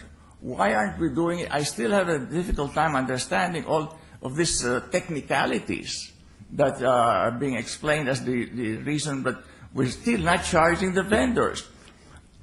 And I have stated 100 times, literally, the 1/4% to the vendors is minuscule. It's nothing. 1/4% for every 100,000 is $250. 1/4% on $1 million is $2,500. As a developer, builder, contractor, over the years, I have given 5 and 6% commission to those who brought me clients. 1/4% is nothing. It's nothing. But it's, again, another way, another monkey wrench thrown by the opposition to tell the public, we can't afford it. Our budget, our municipality, we can't afford it. You can afford it. Number one, you can afford it, but why aren't you charging your vendors? And I had asked even our legal counsel twice during public hearings, can't the municipality start charging now? And the answer was yes. We can start charging the vendors 1/4%. And I'm still asking the question, why aren't we? That's the way it was meant to be, and that's the way it should be. But in conclusion, I really, I don't know how to say it, but if we don't have honest government, we have nothing. We have nothing. We must, and it's been proven. It's been proven. We have sent so far 8 people to jail, 5 elected officials, and 3 businessmen. And there are still irregularities going on. And 1.3 million people need you to make sure that the Office of Inspector General and yourselves are totally independent from government. Totally. We must persevere. Thank you. Commissioner Santa Maria, thank you. You've been a voice for ethics reform throughout your term. We thank you for your support. Commissioner Harbison? Yeah. I'd like to respond by thanking you for your comments. I couldn't agree with you more. I've always maintained that the only reason that we have what we have today and the quality of our infrastructure is because it came from the citizens, from a bottom-up initiative. Specifically, as you refer to the first draft that was made, I believe that it's most. I'm sure there are some exceptions, but most governments are never going to put that sort of accountability on themselves, and it has to come from the bottom up, and in terms of a citizen initiative, as it did in the case of Palm Beach County. Some of those people are in this room. But there were many of them, and I would say to the citizenry that we have to, just because we have it doesn't mean we always will have it, unless the citizens remain vigilant and pay attention to these types. I heard a survey coming in here this morning on the radio, and I caught the tail of it, so I don't know what part of the world they were talking about there, but it said that the majority of the citizens in that country thought it was okay for public officials to supplement their salaries with bribes. And that was on NPR this morning. I guess we can track it down. But you know, we've initiated the first phase of ethics reform in terms of the compliance infrastructure as it relates to government and people who do business with government. But the greater and more difficult phase is the culture that we live in and how we as citizens live our everyday lives. And I'm learning that sometimes otherwise well-meaning people don't always grasp or catch ethical issues that come before them in their daily lives. It's not because they're corrupt people per se, but they just don't have a habit. They haven't been trained in a discipline to think, what's the ethical thing to do in this circumstance? And I suppose, at least in terms of business, as long as business ethics is an elective in college, it will always be that way. But I guess my comments are to thank you for your comments and to remind us all that this is not free. It takes hard work on the part of the taxpayers and a citizenry to maintain, because the more I learn about ethics reform and ethics, the infrastructures as they exist around the country, I realize how unique and truly effective our infrastructure is. In many cases, it's mere window dressing. And in many cases, even if it was set up properly, the funding mechanism has been used to knock the legs out from under it. And sometimes those things are very insidious and clandestine in the way they're gone about to render an otherwise functioning body ineffective. So thank you for your comments, and that's all I have to say about it. Thank you, Commissioner Harbison. I believe we're on to agenda item number 6 at this particular time. That would be continued discussion regarding the IG contract. And Mr. Condrey, were you going to? Oh, Mr. Merriman, there you are. Okay. You know, when you wear a blue jacket and you're sitting in a blue chair, I'm sorry, my eyes don't pick up the camouflage. Cleverly, my efforts to disappear were not successful. The yellow tie set you off, and that we found you through the tie. Good morning, commissioners and committee members. At your last meeting, our HR and public affairs staff were tasked with working with a representative of your committee, and I believe Mr. Farage volunteered to do that, to start the process of the development of some sort of public input survey.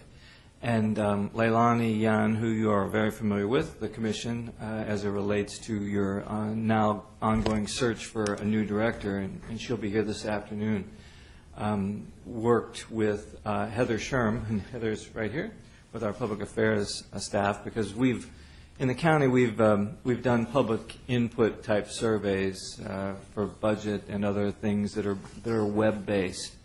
So their collective work will be briefly presented to you, and there's absolutely no pride of authorship or otherwise.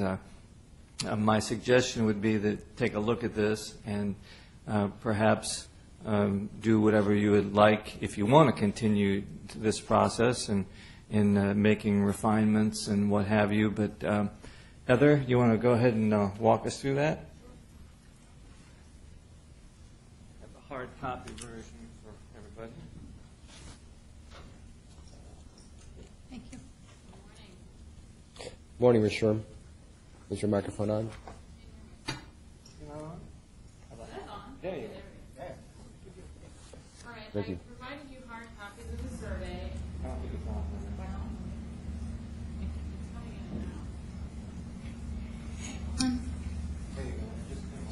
Okay. Oh, there you are. Sorry. Okay, I provided you hard copy because obviously it's a little hard to read up on that screen.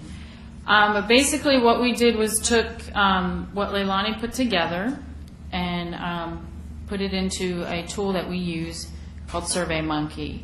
And the idea is to get feedback from the public whether or not the public has had contact with the office. But we would like to know if they have had contact. So that first question you see is, have you had contact? If you select yes, then we ask, what was the type of contact? Did you call the hotline? Did you file a complaint? Did you come to a meeting? I mean, I'm sure a lot of people maybe just hear about things that they read in the newspaper. And then it goes on to ask a series of questions that Leilani came up with. What's your overall level of satisfaction? And the ratings are based on, 1 poor all the way up to excellent, or if it doesn't apply, an A. So what's your overall satisfaction? How do you rate the effectiveness of the operations, the program services? How well has the OIG demonstrated its ability to efficiently, effectively use and account for public funds? How would you rate the overall quality of the system, which is on their website, the statistics that Cheryl showed you earlier. And then the dashboard. So, and the next thing is leadership. Talks about the activities. What's your opinion of that? Is it good leadership? Do they safeguard, protect confidential, privileged, or classified information? Does the Inspector General provide clear direction? And do they properly follow up on problems and issues? Let's see. Heather, can I ask you? If Sure. the person says they've had no contact, does the survey stop? No, it continues. And this is a draft, so we kind of just put it Okay. together. It does continue, and what we want to do today is kind of get your feedback on how you want that to work.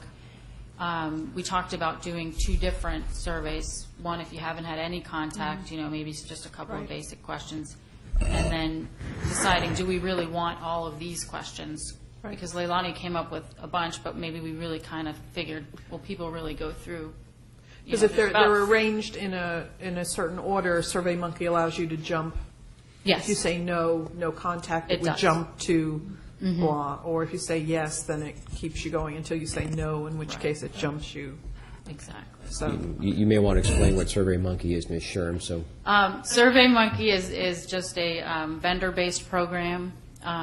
It's so that we don't have to build, we can build surveys pretty quickly on demand. Quickly and inexpensively. Right. Perfect, thank you. So we already I know about have the SurveyMonkey. subscription for our department, so. A question for the survey, the whole idea of a survey in the first place, is this going to be something that's online that people go to? Right. So, all right. What's the stop, considering that it's not a real survey in the sense of a Gallup survey, in the way real survey science defines survey? What's to prevent the organization of opposition groups to the Inspector General, or for anybody else, politically organizing to flood the survey with negative feedback, irrespective of the well intent, the good intentions of putting it out there for just anyone to jump into? if I could just jump in here, one of the issues here is going to be how the questions are phrased. And so, for example, where it says, does the Inspector General properly follow up? Before you have that question, you have to have a question saying, did you receive instructions or something from the Inspector General? How would you rate it? So you can't ask a question that says, these have to be correctly phrased. I mean, I understand that's another part of survey theory. So if someone says, no, I haven't received them, they can't answer the quality question.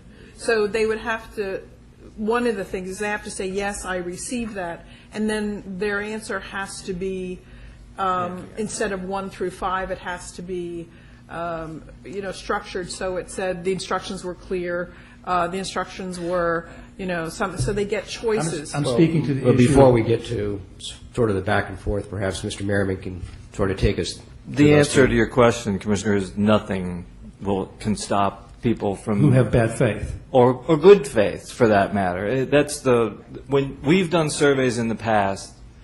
Well, let me stop you there for a second, Mr. Merriman. You're going to test the limits of my technology knowledge, but are there not IP addresses Yes, specific with each survey so that someone would have to go from That's computer to correct. computer to computer? They in would order have to go to multiple sort of- computers. I don't. It's not like voting more than one time. That's not what I'm talking about. I'm talking about political organization in the form that a grassroots effort might occur, where you have, I don't know, people who don't like this infrastructure. We just heard about that we only know the tip of the iceberg of what goes on in the shadows.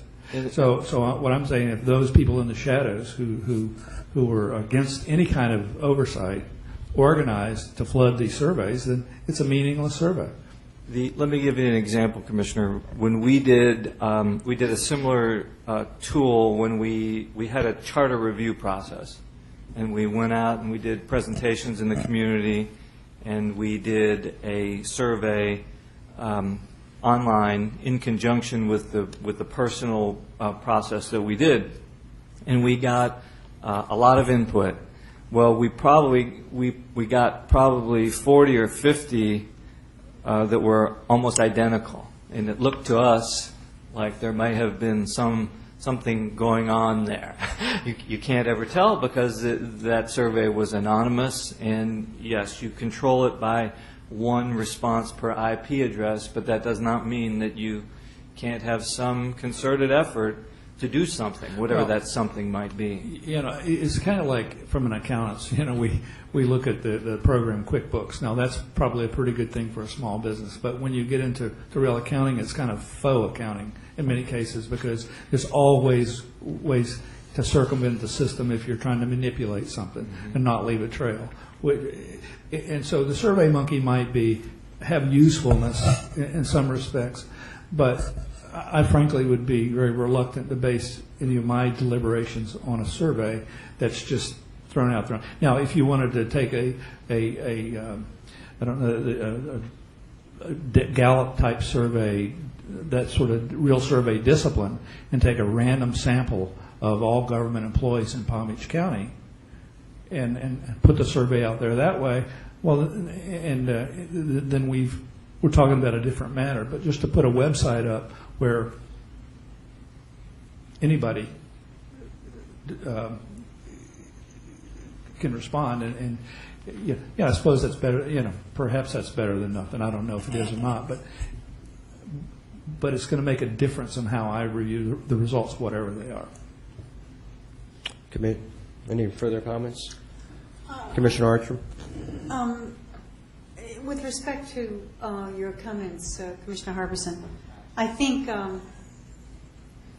what this is designed to do is to give the public an opportunity to provide information that would give us a general feeling as to what the perception is of the office and how it's performing and what's happening with ethics in the county.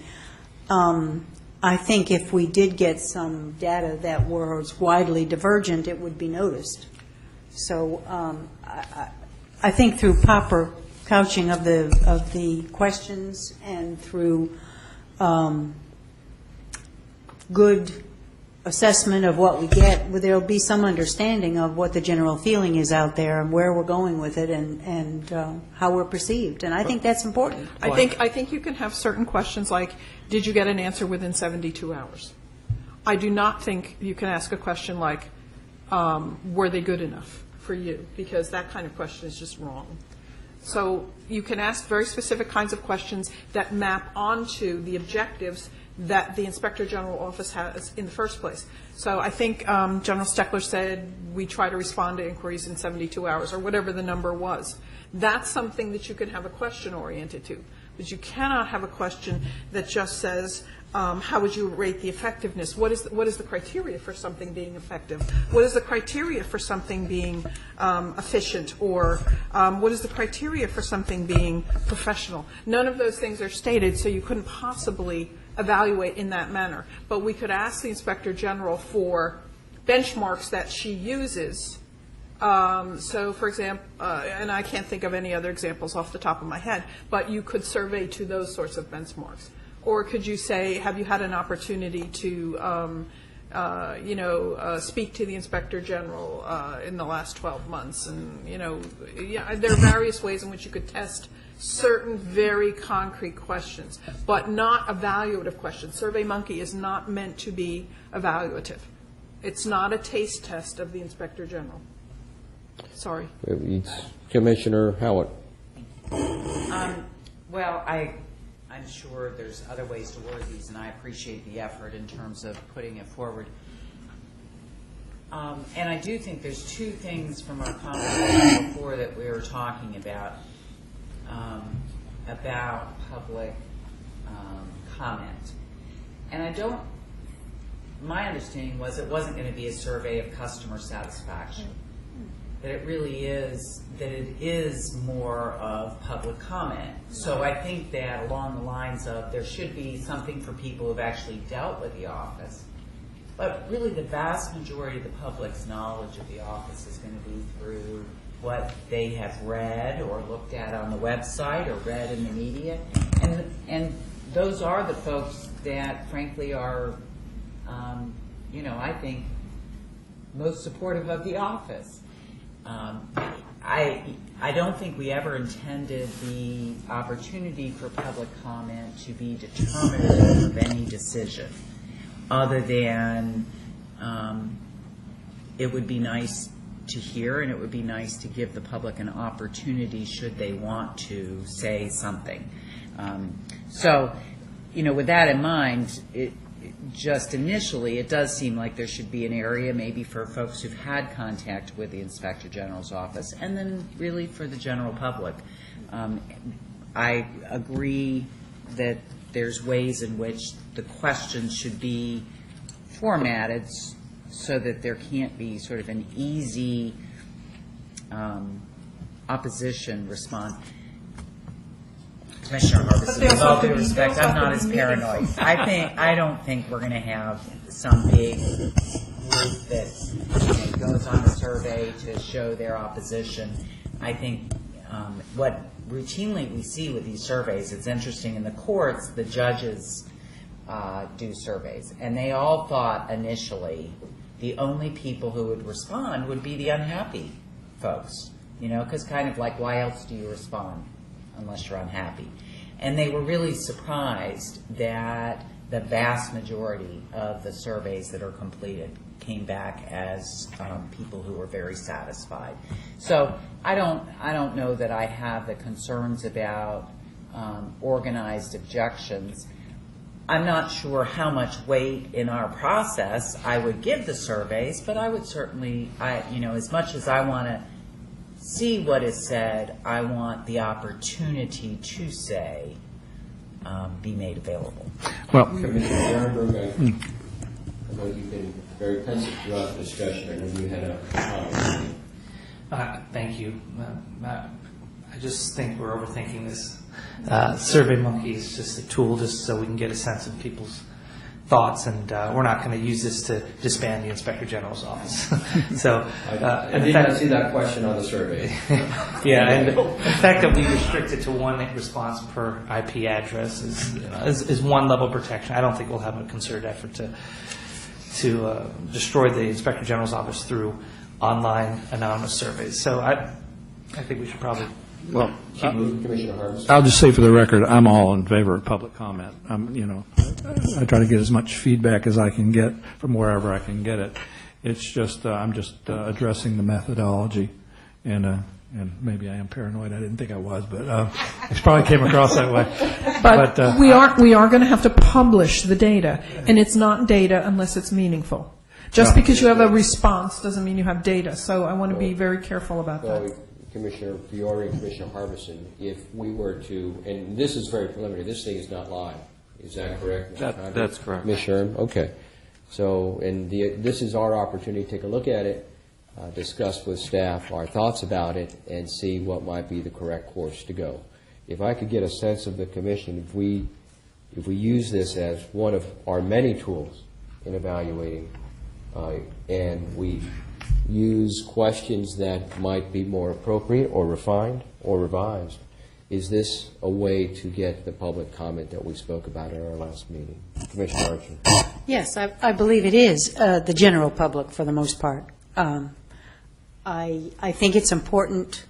It's just as important to provide a method for the public to comment as it is to review what the public says. So I feel it's very important, but how it's evaluated and used is up to us. Okay. Understood. Commissioner Fiore. So I think public comment is very important. It has the same weight as it would have if they showed up and did their 3 minutes or 5 minutes or whatever the appropriate public comment is. My thoughts are that we might ask the public what they think. In other words, instead of commenting on the Inspector General, they should ask what sorts of things should this committee be interested in evaluating the Inspector General. So ask exactly. And if they have a personal experience that they would like to relate, we're happy to hear that. In other words, so that they really can't. So there should be some very objective kinds of things, and maybe one or two ways in which they could vent if they want to, or not, or have something positive to say if they want to. But it's a very short survey. In other words, not this kind of survey. So not evaluative in and of itself, other than what their very personal experience was with the Inspector General. And we would have to create a way of analyzing that answer. So it's a little more complicated than SurveyMonkey would allow you. But yes, given the appropriate parameters, questions, and thoughtfulness, I'm happy to have public comment, always. Commissioner Harbison? Yeah, I will say that conducting surveys and how they're done is a graduate school discipline in and of itself. And I don't profess to know what it is. I had social science degrees, and I participated in it many years ago, enough to know that what I don't know. And I just don't want to have a survey with questions and results that people will give credibility to at the same level they would give credibility to a real survey that follows all of those surveying and scientific research rules. I think it's dangerous in that respect, but I'm willing to go along with it to the extent that I'm all for public comment. I'm always sorry that there's not more of it at our meetings that we have here, but I want to be cautious and judicious about how this results, whatever they are used. And there's a whole science to how, as Dr. Fiore has already pointed out, how you ask the questions. So I submit that as a word of caution. I think I understood Commissioner Harbison I guess to put your concerns a little bit at ease. I understand that Ms. Yan is one of the primary architects of this survey. Correct. And her graduate degree is in industrial psychology. She's an industrial psychologist. Okay, she's that advanced degree person. And my comment is not to say that the concerns of Commissioner Harbison and Commissioner Fiore are not well taken, because I think they are. My comment is to say that Mr. Condrey, Ms. Yan, and Ms. Sherm have been trying to work on this issue in an appropriate fashion. I just don't want to see any non-scientific results used inappropriately, or otherwise add fuel to a fire. I would rather see them ask, what are three things that you think the Inspector General has done correctly? What are three things that you think she should work on? I mean, something along those lines. Notwithstanding various issues that we have here.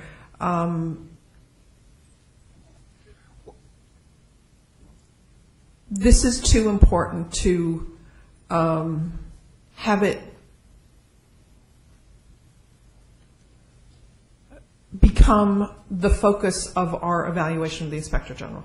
So I would rather not have this than have people very upset about what it's doing, what we're asking, how it's working, whether there's difficulty about it. So it might be better to have people, if you would like to contribute to the evaluation of the Inspector General, here's a site, go here, write whatever you want. Yeah, that can be done. I mean, you can just put an open-ended, send us an email kind of thing. Commissioner Howard, any thoughts on the survey itself? Yeah, that's interesting. In some ways, I would almost be more in favor of that in terms of just open comments. Yeah. Because no matter what, this is not going to be a scientifically significant survey. And so to the extent to which folks may think it is, that's where the damage is. And disinformation. Right. You don't want to bar chart it. Right. And so, my concern is both in getting, making available the opportunity to comment in the easiest fashion possible. I think the comments would be of value to us. I bet they would be of value to the Inspector General, even if they're wrong. I mean, sometimes public perception is something very important for us to know about so that we can address what perceptions are. It may turn out they don't know enough about what is happening and how very important the work is that is being done. And that would be a good thing to know. So I think as you're speaking, I'm thinking I might prefer, though, a very general just opportunity to comment. Yeah, and just get their views, which may be from their own experience, it may be from what they've read or what they've heard the office has done or is doing. Because that's really, as I say, it's not a customer satisfaction survey. It is really public input put into a office that was established, as Commissioner Santa Maria has said, established at the beck and call of the community. And they That's why could we're check here. off whether it was from personal contact or from not personal contact. Just their own In other knowledge. words, you can get some sense of what it's from. So I'm Yeah. not saying it should just be a core dump. Because we know, right, there's 50% of the complaints that have been filed that have been found to be unfounded. So arguably, there's going to be 50% of the folks who've had contact that aren't necessarily satisfied with what happened. I mean, that's inevitable. So. We in Ron don't know anything about that, especially the state attorney who's next up on the comment in terms of I whether think we we've should go forward with the talked about survey. beating a dead horse. I think we should just whatever the committee wants. I think this is a great tool to hear public comment, but I think we're overthinking it and just however we want to go. I think we just have it. Let's look at it, see what the public thinks. It's important, but I wouldn't worry too much about corruption of the survey or the fact that after we get the survey results back, we're going to take some dramatic steps. We're going to listen to what people say. We're going to learn from it, and we'll take it on the fact that, look, it is what it is. It's an online survey. It's not scientific because it's not treated. It's not a random sampling, but we can always see what the people think and get valuable information that way. And but just understand that it's an unscientific survey, and let's move on. That's my suggestion. Well, do we have a motion? Wait, we have some public comments. I thought the public comments were going to be overall as to the entire presentation. But if someone wants to speak at this particular time, that's fine too. Mr. Rogel, would you like to speak? Please announce yourself for the record. Marty Rogel. I've been fascinated by this discussion because not that my business is market surveys, but over the years from marketing campaigns and political campaigns, marketing surveys have been central to every decision that has been made. And it's clear that this survey is not a scientific survey and should not be relied on for any specific kind of evaluative purpose. If the goal is to just put out some questions so that the public can comment, that's always a wonderful thing. But in terms of the value of this for evaluation, unless it is random, unless the sample is appropriate, unless it reflects the population of Palm Beach County, it has no real evaluative purpose. So I would just encourage you to continue on the path of, yes, let's get public comment, let's make it as simple as possible, just so people can express their view, and take it for all, just that, and whatever anybody wants to make of that. Mr. Roga, I think the entire committee heard you volunteer to work on the survey. I will be more than happy to do that. Thank you. I'll be happy to Commissioner make a Fiore. motion to make it, to have public no. I think Ms. Scheimer I'm may sorry, want to I beg speak. your pardon. Fred Wunsch. I have a Mr. Shea. card from Dennis Lipp related to this. Yes. I can either read it or have you. If you could read Mr. Lipp's comment into the record, please. Dennis Lipp from Loxahatchee Groves, and he had to leave. The Internet is a wonderful invention providing access to numerous people. However, using the unobstructed forum to judge the effectiveness of the Inspector General is not a good plan. The opportunity for mischief outweighs the chance of receiving an accurate appraisal of the OIG's performance. Please do not use an Internet website to evaluate the OIG. So that's his comment. My comments. You had an executive director. Did you do a survey to see what his effectiveness was?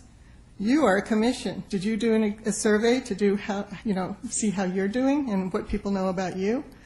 Brad, I went to a lot of his charter review things and was involved with him. He did an outstanding job trying to get the community to know what the charter was. He had 700 responses on, I think. It was 700 or 1,200, of which a bunch of them were a group of people trying to protect a particular constitutional officer and a particular other issue thing. So out of 1.3 million in the county, you got like 700 people in a non-realistic thing. So I think that, I'm sorry, I think you're going totally on the wrong tack on this. There are already opportunity for complaints about the IG, both through her site and your site.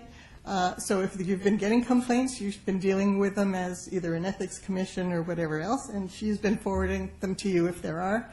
If you did a survey of people who actually had interaction with the Inspector General, that would be interesting, but some of them are whistleblowers who you're not going to be able to ask, and as Carrie, I believe, said, 50% of them are going to be unhappy and 50% will be happy. If you do this, I certainly would do a concerted effort to get everyone I know who supports the Inspector General to respond. I would think then that the survey is worthless. So I think, and I want to talk about other things you could be doing. Almost 3 years ago, there's only 4 of you left who were on the committee to both hire your executive director and IG Steckler.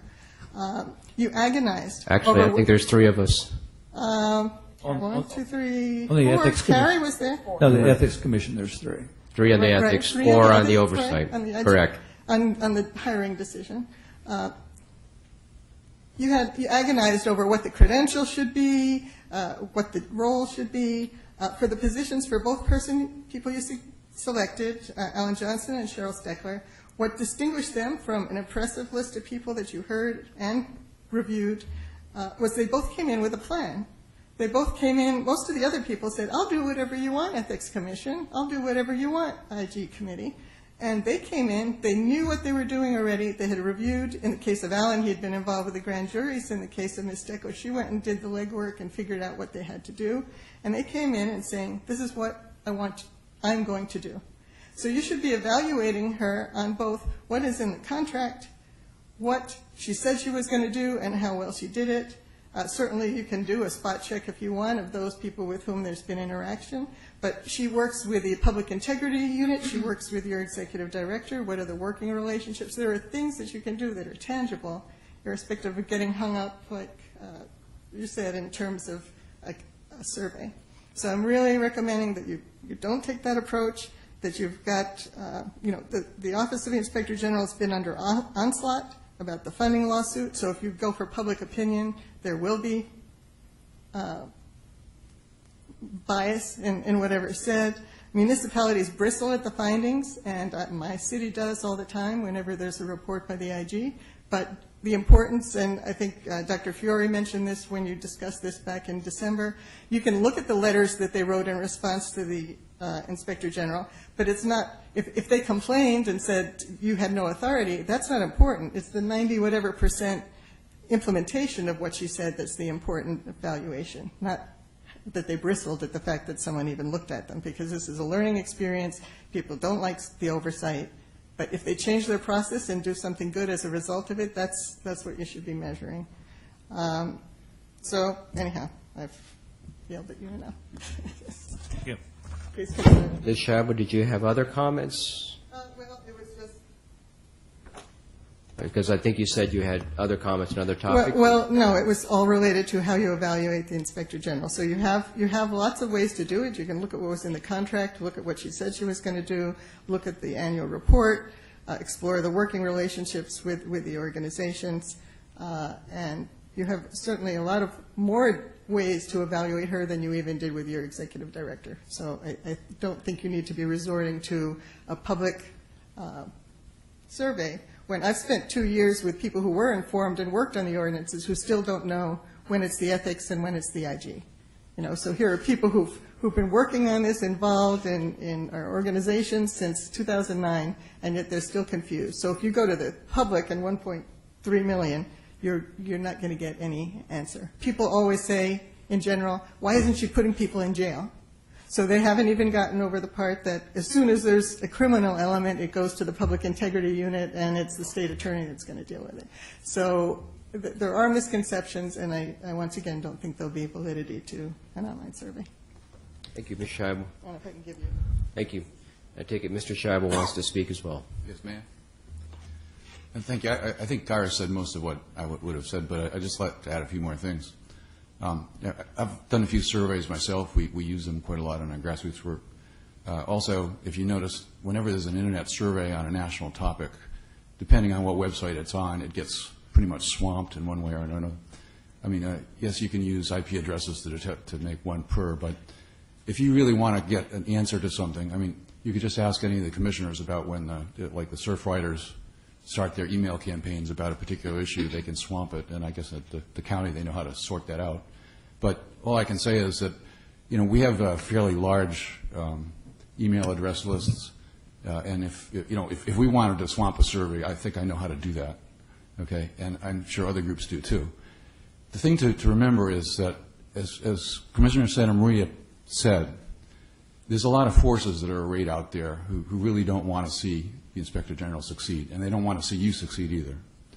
One of the things that came up that sounded totally reasonable to a lot of people was that we ought to have definitions of waste, fraud, abuse, and mismanagement. That sounds reasonable on its face, but if you peel the onion and get down to why do you really want to do that, it's really to put shackles on the Office of the Inspector General. I know working in our city, trying to get both the councilmen and some of the people in the room to understand what the IG does and why it's a valuable thing. There's a lot of misunderstanding, as Iris pointed out. And if you do this survey, you basically are going to be having results come in which will have some conclusions, perhaps. And the folks who are really aligned out there, they're going to use it politically. Just like extending your commission by adding 2 more members, which looks like we're headed in that direction. That also sounds like a good idea on its surface, but as Commissioner Fiore pointed out, that sort of politicizes your process. If you do this survey, you're basically going to give one more tool to the OIG opposition, and I wish you wouldn't do it. Thank you, Mr. Scheibel. Commissioner Fiore, you were about to make a motion. Yeah, and just there's a little bit of a ambivalence here. Certainly, we all value public input. We want to be responsive to the public, but at the end of the day, we're on this committee, and we were appointed because we have certain abilities, expertises, or life experiences, and we can't pass the buck. So, you know, my field is ethics. I use surveys and research. I think I have a fairly refined understanding of what they can and can't do. And we don't do personnel evaluations with surveys. We never do. We might, you know, gather some forms of information, but so I am, you know, was ambivalent to begin with. Ms. Scheibel, thank you for putting those the things that we talked about last time in front of us to remind us that we have many, many ways to evaluate the Inspector General. So my motion is that we not do surveys of the public for the purpose of evaluating the Inspector General.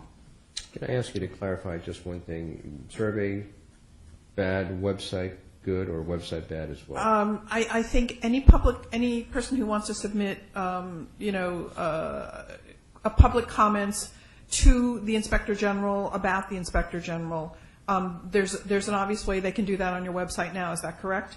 And so you receive comments all the time, free of any particular inquiry. And so you have those available. You could analyze them for us, or you could ask someone who's not connected to your office to analyze them. So that data is available. We have the letters that people write in response to the investigations. That data can be analyzed. So we could, I think Ms. Scheibel's, if I'm not mispronouncing your name, idea of getting input from perhaps the Public Integrity Unit or the other very clear entities that the Inspector General interacts with. I think that might be bordering on the unprofessional because it suggests that they have some role in evaluating you, so I'm a little ambivalent about that one too. But there are possibilities that can be explored that will give us information that actually maps onto the duties and responsibilities that the Inspector General has. She does not have the duty and responsibility to please the public or to in some way make them feel good about spending 0.25%. So those are not her duties. I think someone should be evaluated in direct connection to their assignments and their responsibilities and the things that they have control over. So I'm not in favor of having a public opinion poll as part of the evaluation in any way, shape, or form. I think those could inform the committee or inform the Inspector General, but we already have access points for those things. I'll second your motion. Motion by Commissioner Fiore to have yes, no survey or internet. Additional internet. Well, I'll be honest, I've never seen a single comment from our website or from the Inspector General's website. But that capacity is there. Commissioner Amber. Thank you. And I hear my fellow commissioners saying I think that there's a value to having the survey, and I'm fine with it. I do agree with her, though, that it should not be used in direct evaluation of the Inspector General's performance. I think that, so I guess I like the additional information we can get from the survey, as long as we realize it's an unscientific internet survey. We should learn from it, but that shouldn't be used to decide the Inspector General's performance. So in that sense, I guess if the motion is to we have the survey, but not use it to. You'll have to publish it. You'll have to publish it. Yeah. Okay. So, what does the public understand by unscientific? Do they understand what that means? Will they, when they see the data, will they then conclude that therefore, unscientific though it is, the Inspector General is or is not, professional or whatever the evaluative categories are? In other words, I don't think that the public will make the leap from unscientific to this is meaningless if in fact we've done it knowing it's going to be meaningless. It has to have some meaning or we wouldn't do it. If I may, I don't think it's meaningless at all. I think it's important to provide the avenue for public comment. I think it's important that we know what that public comment is, but I also think it's important that we not use that as a criteria for making a judgment on the review of the OIG. And that's all I think I said, that for the purpose of the evaluation, we don't need public comment. It's a separate question to get public comment through a website or some other means for the purpose of informing the committee or the Inspector General, but it shouldn't be part of the evaluation. So the motion is to have. They're completely two separate things, so we ought to have different motions about. And I have a comment. Commissioner Howard. Okay. We should probably wind this up so we can vote. Right, and I just want to say if it's the issue of the survey came out of our prior discussion about public discussion and public input. We went from the idea, we did float the idea of having public meetings that were advertised for the specific purpose of obtaining public comment. So I'm fine with that as an alternative, but I do think that we have to get, that we should get public input. I appreciate what we're saying about not use it in an evaluation, and I don't think what we're talking about simplifying it with it being just, sort of express yourself, that it even could be scientific enough for there to be data that can be, used negatively. And the way I do see this different in terms of using it for evaluation, I don't think it would be used for evaluation, but it is important to me to have some understanding of things the public may think. Unlike what I would do in my own office where I am evaluating my employees, this is not our employee. This is really an office established by the public for the public. And so I think that there needs to be an opportunity for the public to have some input into the process we are going to undertake as to whether to extend the contract. So I would, I don't care if it's a survey, if it's an opportunity for folks to come in and speak to us, but I think it should be general in nature just to obtain the input. So I'm not sure if your motion is strictly on. I'd be happy to have them come in person because then it's not anonymous and people actually have to take responsibility for their comments. That adds a layer of credibility to that sort of thing, I think. And what if it was a survey that simply was like our comment cards, that just allowed them an opportunity to comment rather than it being a yes, no, good, bad. Are you good with that? Well, the reason I like that is it gives, I think it's an easier opportunity for people. With their name on it and their identification, sure. Because it has to be published. So if it has to be published, then I think people have to take responsibility for their comments. Yeah, I don't have a problem with that particularly. I don't think I have any idea what motion we're talking about. I know. I was going to ask for clarification of the movement. So Maybe let me we'll see if change it. I can make this, I hesitate to make multi-part motions. Well, let's take one at a time. Okay, so the first one is no survey with particular questions on the internet connected to the Inspector General's evaluation. Okay, now I believe that was seconded by Commissioner Harbison. Commissioner Harbison. Okay. So- There's a so motion to have consider no some surveys other something, yes. Or anonymous internet comment by Commissioner Fiore, second by Commissioner Harbison. All those in favor signify by saying aye. Aye. All those opposed, nay. No. No? Okay. If we could have that vote again, just be absolutely sure. All those in favor signify by saying aye. Aye. Aye. Excuse me, nay. Wait. Oh, I'm sorry, I messed everybody up. My bad. It's late and I need lunch. All right. All those in favor of Commissioner Fiore's motion signify by saying aye. Aye. Aye. Okay, that's Commissioner Archer, Fiore, and Harbison. All those opposed signify by saying nay. Nay. That's Commissioners Ehrenberg, Howard, and Farage. So we're deadlocked. Okay. Second motion. So the second motion would be that we allow public comment in whatever fashion we decide that should be, whether it's in person or in comment form, as long as it's identifiable. Okay. So I'm not sure how you do that on the internet, truthfully, because people have various identities. So I have no idea how to do that, but if they're identified and their comments are public comments. Okay. The motion to allow public comments on the internet in an identifiable fashion. Is that correct? And only in identifiable fashion? Only? There's no anonymous? Correct. I have a problem with it. Well, just hold on a second. Is there a second to the motion? Well, If we have comments, I said they have to be identifiable. That's the motion, in whatever form they are. well, I'll second that, but we're going to have, subject to this, some discussion. Yeah, Okay, there's a motion by Commissioner Fiore to allow internet comments, but only if there is an identifiable fashion of making the internet comments, seconded by Commissioner Harbison. Right, now. Yeah, the idea is that they would be the analog of whatever people do standing up in public meetings. So they're Understood? that kind of thing. And I think Commissioner Archer wanted to comment on that. I think perception has to do with public identified comments and public unidentified comments. I think it's important that we know them all, and I think demanding that you don't look at a comment because it doesn't have an identified person attached to it is, well, pardon my word, ridiculous. Having been in a public position, I know that all comment is important.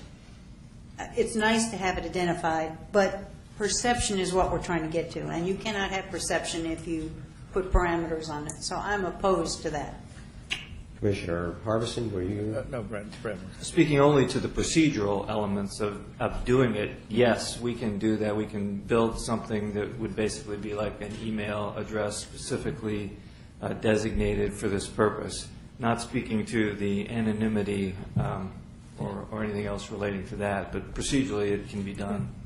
I mean, there's a reason why reputable publications do not publish anonymous letters. There's a reason why sources, journalistic sources, can only be anonymous under extremely rare circumstances. Well, Commissioner Fiore, I hate to cut you off, but we need to probably get this agenda moving a little bit.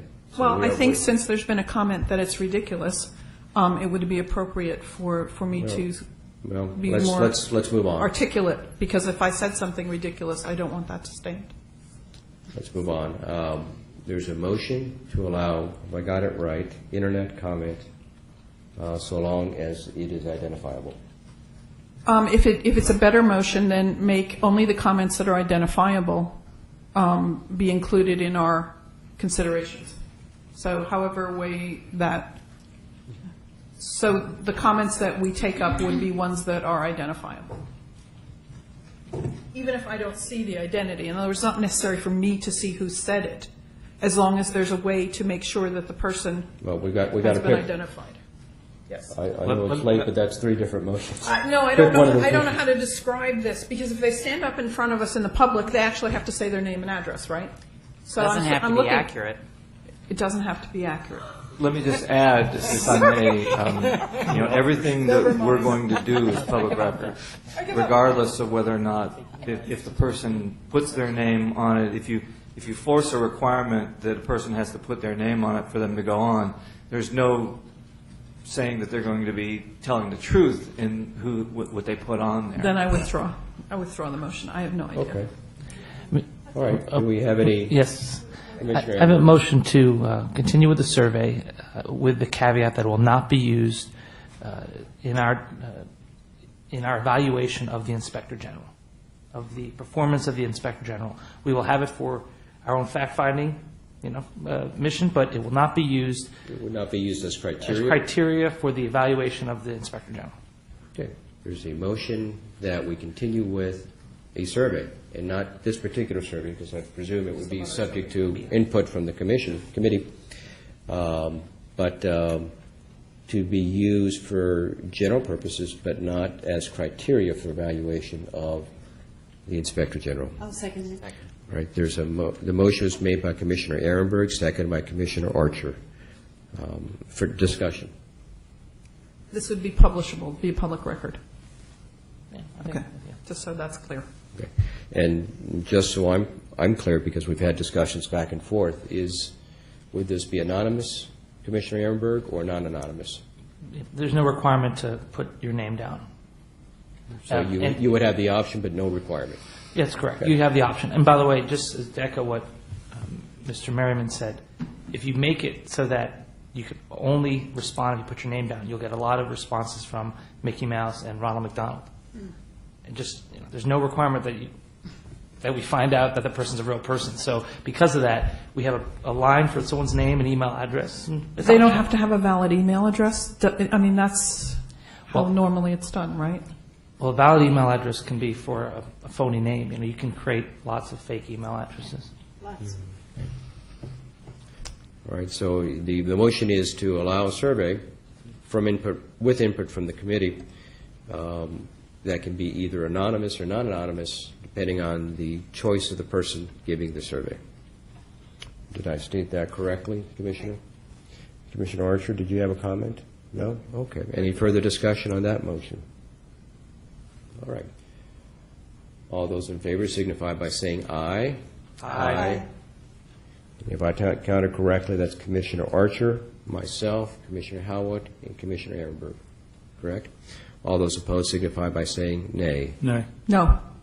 Commissioner Fiore, Commissioner Harbison opposed. The motion carries 4-2. Okay. So I hope this has been enlightening, Mr. Merriman.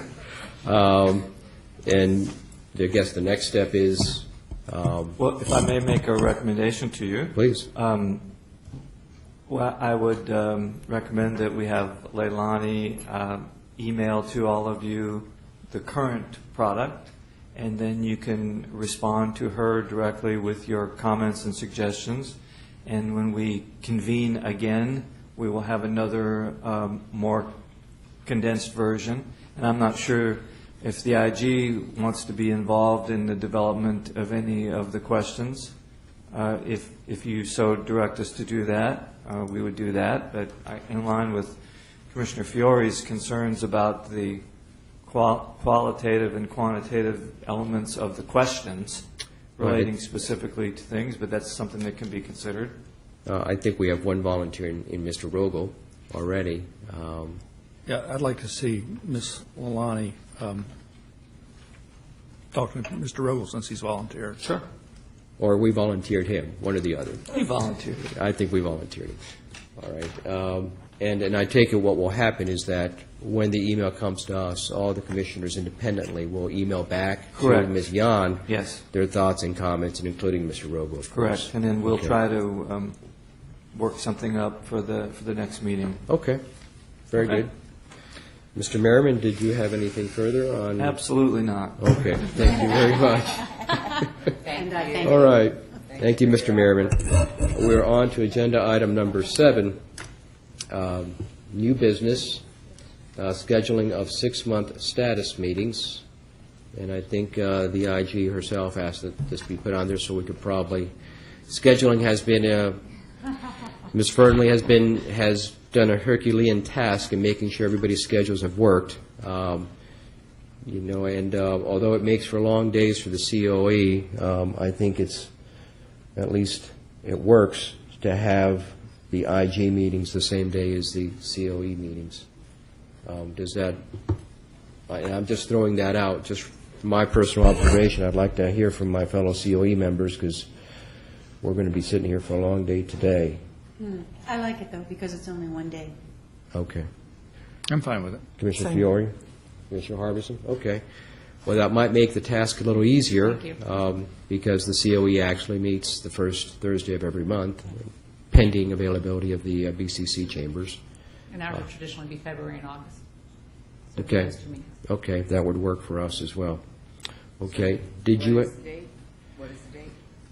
I don't know that we have a date. First Thursday of February and August. First Thursday of February and August, right? Yeah, I can tell you in a second. That's the first.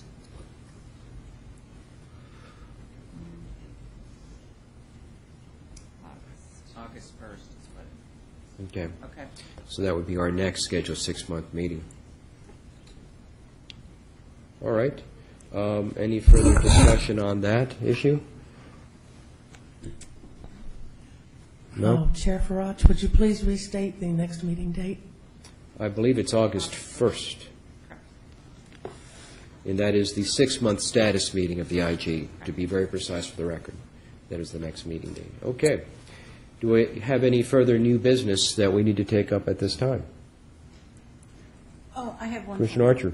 I would appreciate it if we could have the minutes earlier before we get to meet so that we can review them in advance and then vote on them. We've been sending by email, so we'll need to figure out what's your email. We typically get them a week or two in advance, and I think we got them we got them yesterday this Okay. time around. There was Okay. We'll make a sure little they're a week in advance. Yeah, and I think At that was least 2 or 3 days, because if you Oh, have yeah, a busy day, absolutely. you're out. Absolutely. I think that was something that we can probably work on in the future. All right. Very good. Do we have any further issues that we need to take up, or any comments from the commission? All right. Do we have a motion to adjourn? So moved. All right. All in favor signify by saying aye. Aye. We are adjourned. Thank you all.